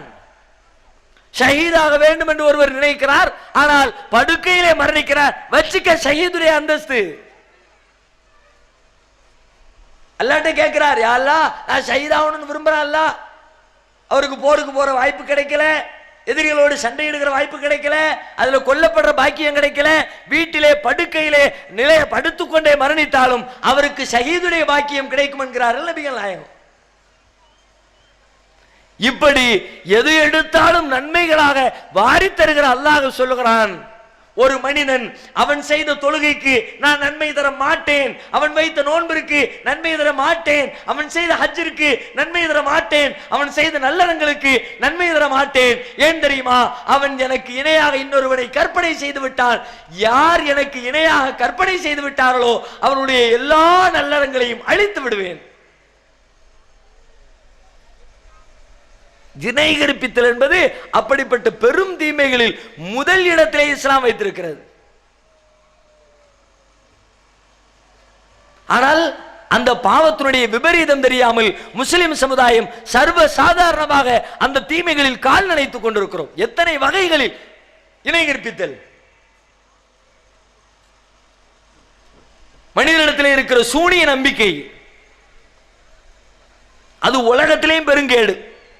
சூனியம் வச்சுட்டான், ஏவல் பண்ணிவிட்டான். அது என்ன பில்லி சூனியம் ஏவல் ஏமாத்து? ஒரு மனிதன் மீது ஆதிக்கம் செலுத்துகிறாராம். அவருடைய வியாபாரத்தை, அவருடைய உடல் ஆரோக்கியத்தை. எங்கோ இருக்கிற மனிதன் சில வசனங்களை சொல்லி, சில வார்த்தைகளை பயன்படுத்தி, சில மந்திர சொற்களை, உச்சாரணங்களை கூறி இன்னொரு மனிதனுக்கு கேடு செய்து விட்டான் என்று நம்புகிறார்கள். அதிலே காசு பணத்தை கொண்டு போய் இழக்கிறார்கள். ஒரு நோய் வந்துருச்சு, 1 மாசம் ஆச்சு நோய் குணமாகல, 2 மாசம் ஆச்சு நோய் குணமாகல. உடனே பக்கத்து வீட்டுக்காரன் வந்து பழமொழி சொல்லுவான், எப்பா நோய்க்கும் பார்க்கணும் பேய்க்கும் பார்க்கணும். உடனே கிளம்பி போயிடுவார் மந்திரவாதிட்ட. அவர் ஒரு கயிறு போடுவார், பேரை எழுதி பார்ப்பாரு. உங்க பேரை சொல்லுங்க. உடனே பேர் அப்படியே சிவப்பு கலர்ல பேப்பர்ல வந்து விழும். ப்ளூ கலர்ல எழுதிக்கிட்டே இருப்பார் பேனா வச்சு. சிவப்பு கலர்ல பேர் வந்தது. உங்களுக்கு யாரோ சூனியம் வச்சிருக்காங்க, 10,000 ரூபாய் கொடுங்க எடுத்துருவோம். இதையும் முஸ்லிம்களில் கணிசமான மக்கள் நம்புகிறார்கள். நீங்கள் காவல் நிலையத்தில் போய் கேட்டு பாருங்கள், வருகிற வழக்குகளில் எத்தனை வழக்குகள் இப்படிப்பட்ட மோசடிகளால் வந்து சேர்கிறது என்று, ஏமாற்று பேர்வழிகளால் வந்து சேர்கிறது என்று. அனைத்தும் பித்தலாட்ட மோசடி. ஒரு மனிதனுக்கு இன்னொரு மனிதன் கேடு ஏற்படுத்த வேண்டும் என்றால் ஒரு ஆயுதத்தை வச்சு அவனை அடிச்சு வெட்டி குத்தி காயம் ஏற்படுத்தி அதை செய்யலாம். எங்கோ இருந்து கொண்டு மெழுகுல பொம்மை செய்வாராம், பொம்மையுடைய காலை திருக்குவாராம், சம்பந்தப்பட்டவருடைய காலு ஒடிஞ்சிருமா. மெழுகுடைய கையை திருக்குவாராம், சம்பந்தப்பட்டவருடைய கை ஒடிஞ்சிருமா. மெழுகுல ஒரு கடை செஞ்சு கடையில மண்ணள்ளி போடுவாராம், முடிஞ்சு போச்சு, கடை வியாபாரம் பூரா நாசமா போயிருமா. உங்களுக்கு இஸ்லாமிய அறிவு தேவையில்லை, குர்ஆனுடைய அறிவு தேவையில்லை, பகுத்தறிவு இருக்கிறதா? எப்படி இது நடக்க முடியும்? எப்படி சாத்தியம்? ஒவ்வொரு பொருளுக்கும் ஒரு ஆற்றல் இருக்கிறது. அந்த ஆற்றலை தாண்டி அந்த பொருளிலே எதிர்பார்ப்பது முட்டாள்தனம். ஒரு பேப்பர் என்றால் பேப்பருக்கு என்று ஒரு ஆற்றல், பேப்பரால் செய்யக்கூடிய வேலைகள் என்று சிலது இருக்கிறது. அதை தாண்டி பேப்பரை வைத்து எதுவும் செய்ய முடியாது. இதுதான் அறிவு. ஒரு மைக் இருக்கிறது என்றால் மைக்கிற்கு என்று ஒரு ஆற்றல், அதை கொண்டு செய்யக்கூடிய வேலைகள் என்று சிலது இருக்கிறது. அதை மட்டுமே செய்ய முடியும், அதை தாண்டி எதுவும் செய்ய முடியாது. நான் இந்த மைக்கை வச்சு வீடு கட்டிட்டேன்னா, மைக்கை வச்சு பேசலாம்டா. மைக்கை வச்சு எப்படி வீடு கட்டுவேன்? செங்கலை வச்சு வீடு கட்டுவான், சிமெண்டை வச்சு வீடு கட்டுவான், சுண்ணாம்பு வச்சு வீடு கட்டுவான். நீ மைக்கை வச்சு வீடு கட்டிட்டேங்கிற கேள்வி கேட்க வேண்டாமா? அப்படித்தான் மெழுகு பொம்மையிலே மந்திரத்தை சொல்லி சம்பந்தப்பட்டவருடைய காலை உடைக்கிறேன் என்கிறார்கள். மெழுகு பொம்மையை உடைச்சா அதுதானையா உடையும், இவங்கால் எப்படி உடையும் கேட்டோமா? காரண காரியத்திற்கு அப்பாற்பட்டு ஒருவனுக்கு தீங்கு செய்வதாக இருந்தால் படைத்த ரப்புல் ஆலமீனுக்கு மட்டுமே முடியும், இறைவனால் மட்டுமே முடியும். இறைவனால் செய்ய என்ற காரியத்தை ஒரு அற்பத்திலும் அற்பமான மனிதன் செய்வான் என்று நம்புகிறீர்களே, இது இணை கற்பித்தல் இல்லையா? இதை சொல்வதற்கு பல பேர் பயம். தப்பு மாதிரி தான் தெரியுது. ஒருவேளை சொல்லி ஏழா உடம்பு அவர் என்னமா நமக்கு என்னமா பண்ணிவிட்டா, பல பேருடைய உள்ளத்தில் பயம். அதனால் தான் தவறு என்று தெரிகிறவர்கள் கூட சொல்ல மறுக்கிறார்கள். ஒரு காவல்துறை அதிகாரி கூட சொன்னார், இப்படி மந்திரவாதி இடத்திலே ஏமாந்தவர் புகார் கொடுக்க வருகிறார், வந்து என்ன சொன்னார் தெரியுமா? சார் எப்படியாவது சொல்லி வாங்கி தந்துருங்க. எஃப்ஐஆர் போட்டுருமா? இல்ல கேஸ் தான் போட்ட வேண்டாம், என்ன ஏமாத்துறாமல கேஸ் போட்டு உள்ள தரலாமல, அது வேண்டாம், பேசி வாங்கி தந்தா போதும். எதுக்கு கேஸ போட்டா என்னமாவது பண்ணிட்டாம்னா, அடுத்தவனுக்கு வைக்க சொன்னோம், நமக்கு என்னமாவது வச்சுட்டாம்னா நம்பாதீர்கள். யாரும் வைக்க முடியாது, அனைத்தும் பித்தலாட்டம். அப்படி யாரேனும் வைக்க முடியும் என்றால் எங்களுக்கு வைக்க சொல்லுங்கள் என்று நாங்கள் சவால் விடுகிறோம். எந்த மந்திரவாதிகள் எல்லாம் இப்படி தன்னால் சூனியம் வைக்க முடியும் என்று சொல்கிறார்களோ அந்த மந்திரவாதிகளின் வீட்டு வாசல்களுக்கு முன்னால் கூட்டம் போட்டு கோரிக்கை வைக்கிறோம், எங்களுக்கு வை, எங்கள் கைகளை முடக்கு, எங்கள் கால்களை முடக்கு, உனக்கு தேவையான பொருட்களை நாங்கள் தருகிறோம். செய்தார்களா? எத்தனை ஊர்களில் பேசியிருக்கிறோம். முதலில் அவர்கள் யாருடைய கைகளை முடக்க வேண்டும்? அவங்களுடைய வியாபாரத்திற்கு வேட்டு வைக்கிற நம்முடைய கைகளுக்கு அல்லவா? அவருடைய திறமையை குறை சொல்லுகிற நம்முடைய கால்களுக்கு அல்லவா வச்சார்களா? ஒண்ணு வைக்கலையே. என்ன வேணும் தர்றோம்பா, எழுதி தரணுமா? தர்றோம். புத்தி சுவாதீனத்தோடு நாங்கள் எழுதி தருகிற பத்திரம், இதற்கும் யாருக்கும் சம்பந்தம் இல்லை, நாங்கள் முழு மனதோடு கட்டுப்படுகிறோம். பத்திரத்தில் எழுதி தரணுமா எழுதி தர்றோம். நாங்கள் பயன்படுத்திய பொருள் வேண்டுமா தருகிறோம். என்ன பொருள் வேணும் கேளு தர்றோம். காலடி மண்ணு வேணுமா தர்றோம். முடி வேணுமா தர்றோம். ட்ரெஸ் வேணுமா தர்றோம். எப்படி கேட்கிறீ அப்படி தர்றோம். மிரட்டுவதற்காக அவர் பயன்படுத்திய உள்ளாடை வேண்டும், அவ்வளவுதானே தர்றோம். ஒரு வாரம் இல்ல ஒரு மாசம் போட்டு நாத்தம் முடிச்சதை கலட்டி தர்றோம். கொண்டு வையி பயத்தை உண்டாக்குறாங்களா, ஏதோ பயங்கரமா கேட்கிறானடா. நம்மகிட்ட ஒருத்தன் வந்தான், சிறுநீரை விடுன்னு கேட்டான். அதுல என்னமோ இருக்கு போல வச்சிருப்பான பயப்படுறதுக்கு. தர்றோம் வச்சுக்க. நம்ம தலைவர் அடிச்சு கொடுத்தாரு, புடுறான் சட்டியில முதல் அரையும் தூக்கிட்டு திரிஞ்சிருக்கான். என்ன செய்ய முடிந்தது? சவால் விட்டுட்டு போனார்களே, செய்தார்களா? உங்க ஊருக்காரர் தான் கொடுத்தாரு, லிஸ்டே போட்டாரு. இவருக்கு கண்ணு போகும், அவர் பைத்தியமாய் திரிவாரு, இவர் ஊமையாயிருவாரு, பெரிய பட்டியல் போட்டாரு. என்னத்தை கிழிச்சாரு? முடிந்ததா? ஏமாற்றத்தை தவிர வேறு எதை அவர்களால் செய்ய முடிந்தது? இறைவன் செய்கிற ஆற்றலை அற்பத்திலும் அற்பமான இந்த மனிதர்கள் செய்வார்கள் என்று நம்புகிறீர்களே, இறைவனுக்கு இது கோபத்தை தராதா? நாளை மறுமை வாழ்க்கை முழுவதும் பால், சுவனத்தின் வாடை கூட பட முடியாது. நீங்கள் தொழாமல் இருந்திருக்கலாம், நோன்பு வைக்காமல் இருந்திருக்கலாம், சுவனம் செல்லுகிற பாக்கியம் உண்டு. ஆனால் இறைவனுக்கு இணை கற்பித்து விட்டு எத்தனை நல்லறங்கள் செய்தாலும் மறுமையில் சுவன பாக்கியத்தை அடையவே முடியாது. நபிகளார் சொன்னார்கள், மாமின் அபதின் கால லா இலாஹ இல்லல்லாஹ் சும்ம மாதானா தாலிக ஃபக்கத் தகலல் ஜன்னா. யார் லா இலாஹ இல்லல்லாஹ் என்று சொல்லி அதே நம்பிக்கையிலே இருந்து அதன்படியே மரணிக்கிறாரோ அவர் சுவனம் செல்வார். உடனே நபித்தோழர் கேட்கிறார், ஒயின் ஜனா ஒயின் சரக்க, அல்லாஹ்வுடைய தூதரே அவர் விபச்சாரம் செய்திருந்தார், அல்லாஹ்வுடைய தூதரே அவர் திருடி இருந்தார். நபிகளார் சொல்லுகிறார்கள், ஒயின் ஜனா ஒயின் சரிக்க, அவர் விபச்சாரம் செய்திருந்தாலும் அவர் திருடி இருந்தாலும் அல்லாஹ்விற்கு இணை கற்பிக்காமல் அல்லாஹ்வை மட்டுமே வணங்கி இருந்தால், அவனுடைய இடத்திலே யாரையும் வைக்காமல் இருந்திருந்தால் அவர் ஒரு நாள் சுவனம் செல்வார். மீண்டும் கேட்கிறார், மீண்டும் சொல்லுகிறார்கள், மீண்டும் கேட்கிறார், மீண்டும் சொல்லுகிறார்கள். 3 தடவை உறுதி செய்கிறார். இறைவனுக்கு இணை கற்பிக்காத நிலையில் மரணித்தால் அவருக்கு சுவன பாக்கியம் உண்டு. இணை கற்பித்து விட்டு மரணித்தால் எந்த பயனும் இல்லை.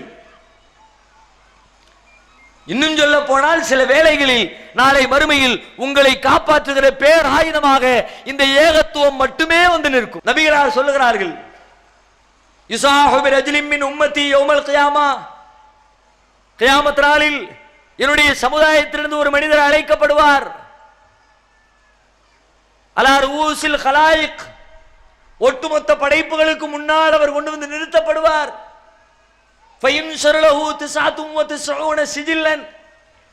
அவருக்கு முன்னால் 99 ஏடுகள் விரிக்கப்படும். அவன் செஞ்ச காரியங்கள் ஏடுகள் ஏடுகளாக அப்படியே கண்களுக்கு முன்னால் விரிக்கப்படும். குல்லு சிஜில்லின் மத்தல் பசர், அதிலே இருக்கிற ஒவ்வொரு ஏடும் பார்வை எட்டுகிற தூரம் வரை விசாலமாக இருக்கும்.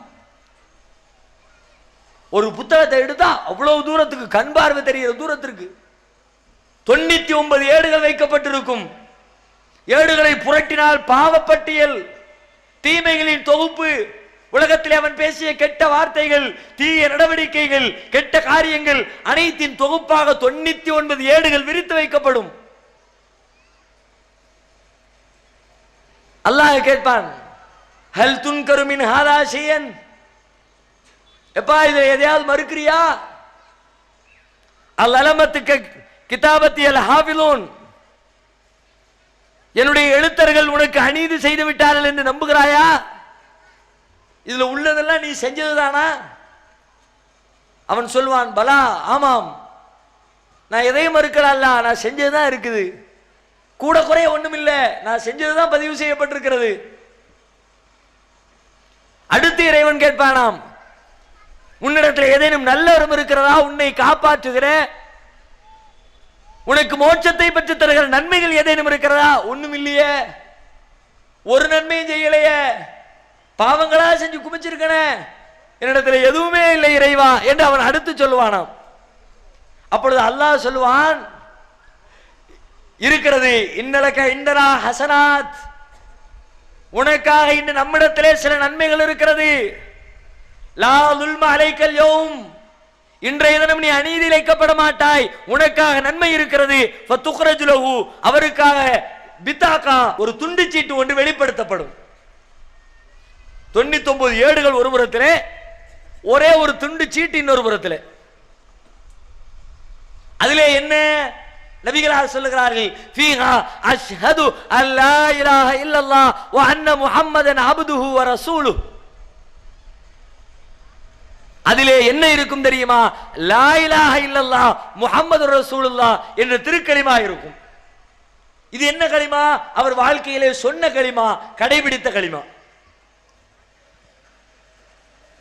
அப்ப அவங்க கேட்பானா, யா ரப்பி மா ஹாதிஹில் பித்தாகா மா ஹாதிஹில் சிஜில்லாத், இத்தனை பெரிய ஏடுகளுக்கு மத்தியிலே ஒரு சின்னஞ்சிறிய துருப்புச் சீட்டை கொண்டு வந்திருக்கிறாயே இறைவா, இது என்ன சீட்டு? இது எப்படி எனக்கு பயன் தரும்? இவ்வளவு பெரிய தீமைகளுக்கு மத்தியில் ஒரே ஒரு நன்மை சீட்டை வைத்து நான் மோட்சமடைய முடியுமா? இது என்ன சீட்டு இறைவா என்றவன் கேட்பானாம். உடனே அது தராசுக்கு கொண்டு வரப்படும்.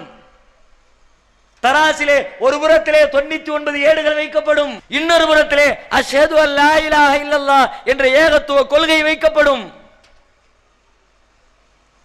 ஃபதாஷதித் சிஜில்லாத், வைக்கப்பட்ட உடனே தராசு தலைகீழாக புரளும். 99 ஏடுகளை கொண்டிருக்கிற அந்த பகுதி மேலேறும். ஒரே ஒரு துண்டு சீட்டுடைய கனம் தாங்காமல் அந்த தராசு கீழிறங்கும். அவன் நன்மை தட்டு கனத்து போய் சுபனவாசியாக அனுப்பப்படுவான். எத்தனை பாவங்கள் செய்தாலும் ஏகத்துவத்திலே இறைவனுக்கு நிகராக யாரும் இல்லை என்ற இந்த கொள்கையிலே ஒரு மனிதன் சரியாக இருந்து விட்டால் நாளை மறுமையிலே அல்லாஹ்வின் விசாரணையில் அவன் தப்பித்து சுவனம் செல்ல வாய்ப்பு இருக்கிறது என்பதை இந்த செய்தி நமக்கு சொல்லுகிறது. கலிமாவில் கரெக்டா இருந்தான், அல்லாஹ்வுக்கு இணையா யாரும் இல்லை, கற்பனை செய்ய மாட்டேன். அல்லதீன ஆமனு வலம் யல்பிசு ஈமானஹும் பிதுல்மின் உலாயிக லஹுமுல் அம்னு வஹும் முஹ்ததுன். யார் ஈமான் கொண்டு அதிலே அநீதத்தை கலக்காமல் இருக்கிறார்களோ அவர்களே நிம்மதி பெற்றவர்கள், அவர்களே நேர்வழி பெற்றவர்கள். அதென்ன அநீதம்? உலகத்தில் செய்கிற மனிதனுக்கு மனிதன் செய்கிற வேறுபட அநீதத்தை பற்றி பேசவில்லை. இறைவனுக்கு செய்கிற அநீதம், இணை கற்பித்தல் என்ற அநீதத்தை யார் கலக்கவில்லையோ அவரே நேர்வழி பெற்றவர், அவரே நிம்மதி பெற்றவர். இவ்வளவு கடுமையாக மறுமை வாழ்க்கையை பாதிக்கிற அல்லது மறுமை வாழ்க்கைக்கு நமக்கு பயன் தருகிற முக்கியமான அம்சமாக ஏகத்துவமும் இணை கற்பித்தலும் இருக்கிறது. அதனுடைய தீமை விளங்காமல், பாவம் புரியாமல் சர்வ சாதாரணமாக நம்முடைய சமுதாயம் அதில் வீழ்ந்து கிடக்கிறது. இதையெல்லாம் சொல்லும் பொழுது பல பேர் அதை வெறுப்போடு பார்க்கிறார்கள். தௌஹீத் ஜமாத்துக்காரன் இப்படிதான் பேசுவான், தர்காவுக்கு போவாதம்மா, தாயத்து தொங்க விடாதம்மா. நாங்கள் என்ன எங்களுடைய சொந்த கருத்தை சொன்னோமா? இதில் பிழைகள் இருக்கிறதா? சுய கற்பனையா? குர்ஆனில் கூற்றா? ஹதீஸிலே சொல்லப்பட்ட கூற்றா? எதை முன்வைத்தோம்? நீங்கள் நம்புகிற திருமறை குர்ஆனிலே இருந்து காட்டுகிறோம். நீங்கள் மதிக்கிற நபிகள் நாயகத்துடைய போதனைகளில் இருந்து காட்டுகிறோம். நபிகளாரை பின்பற்றுவதாக சொல்லிக்கொண்டு அவருடைய வாழ்க்கையிலிருந்து தூரமாக இருக்கிறது முஸ்லிம் சமுதாயம். இஸ்லாத்திற்கும் நமக்கும் சம்பந்தம் இல்லை என்று சொல்லுகிற அளவிற்கு விலகி கிடக்கிறோம். முஸ்லிம் அல்லாத சமூகத்திலே இருந்து காப்பி எடுத்து பல்வேறு தீமைகளை தரவிறக்கி கொண்டோம். நம்முடைய முன்னோர்கள் இந்த தேசத்திலே வாழ்ந்த முஸ்லிம்கள் ஆண்டாண்டு காலமாக முஸ்லிம்களாக வாழ்ந்தவர்கள் இல்லை. இந்த தேசத்திலே இருந்த ஏதோ ஒரு சாதியிலே, ஒரு மதத்திலே பிறந்து வாழ்ந்தவர்கள் அங்கிருந்து இஸ்லாத்தை ஏற்று தழுவுகிற பொழுது தூய இஸ்லாத்திற்குள்ளே பிரவேசிக்காமல் பழைய மதங்களில் இருந்து ஒரு சில காரியங்களை தங்களோடு சேர்த்து கொண்டு வந்து விட்டார்கள். அதுதான் பிரச்சனைக்கெல்லாம் காரணம். இஸ்லாம் தூய்மையானது, கலப்படத்துக்கு வேலை இல்லை, எங்கிருந்து காப்பி அடிக்க வேண்டிய தேவை இல்லை. ஆனால் இந்து சமூகத்திலே இருந்து காப்பி அடித்துக் கொண்டு பல விஷயங்களை இஸ்லாத்திற்குள்ளே கொண்டு வந்து விட்டார்கள். இணை கற்பித்தல் நுழைந்த வரலாறு அப்படித்தான் இஸ்லாத்திற்குள்ளே.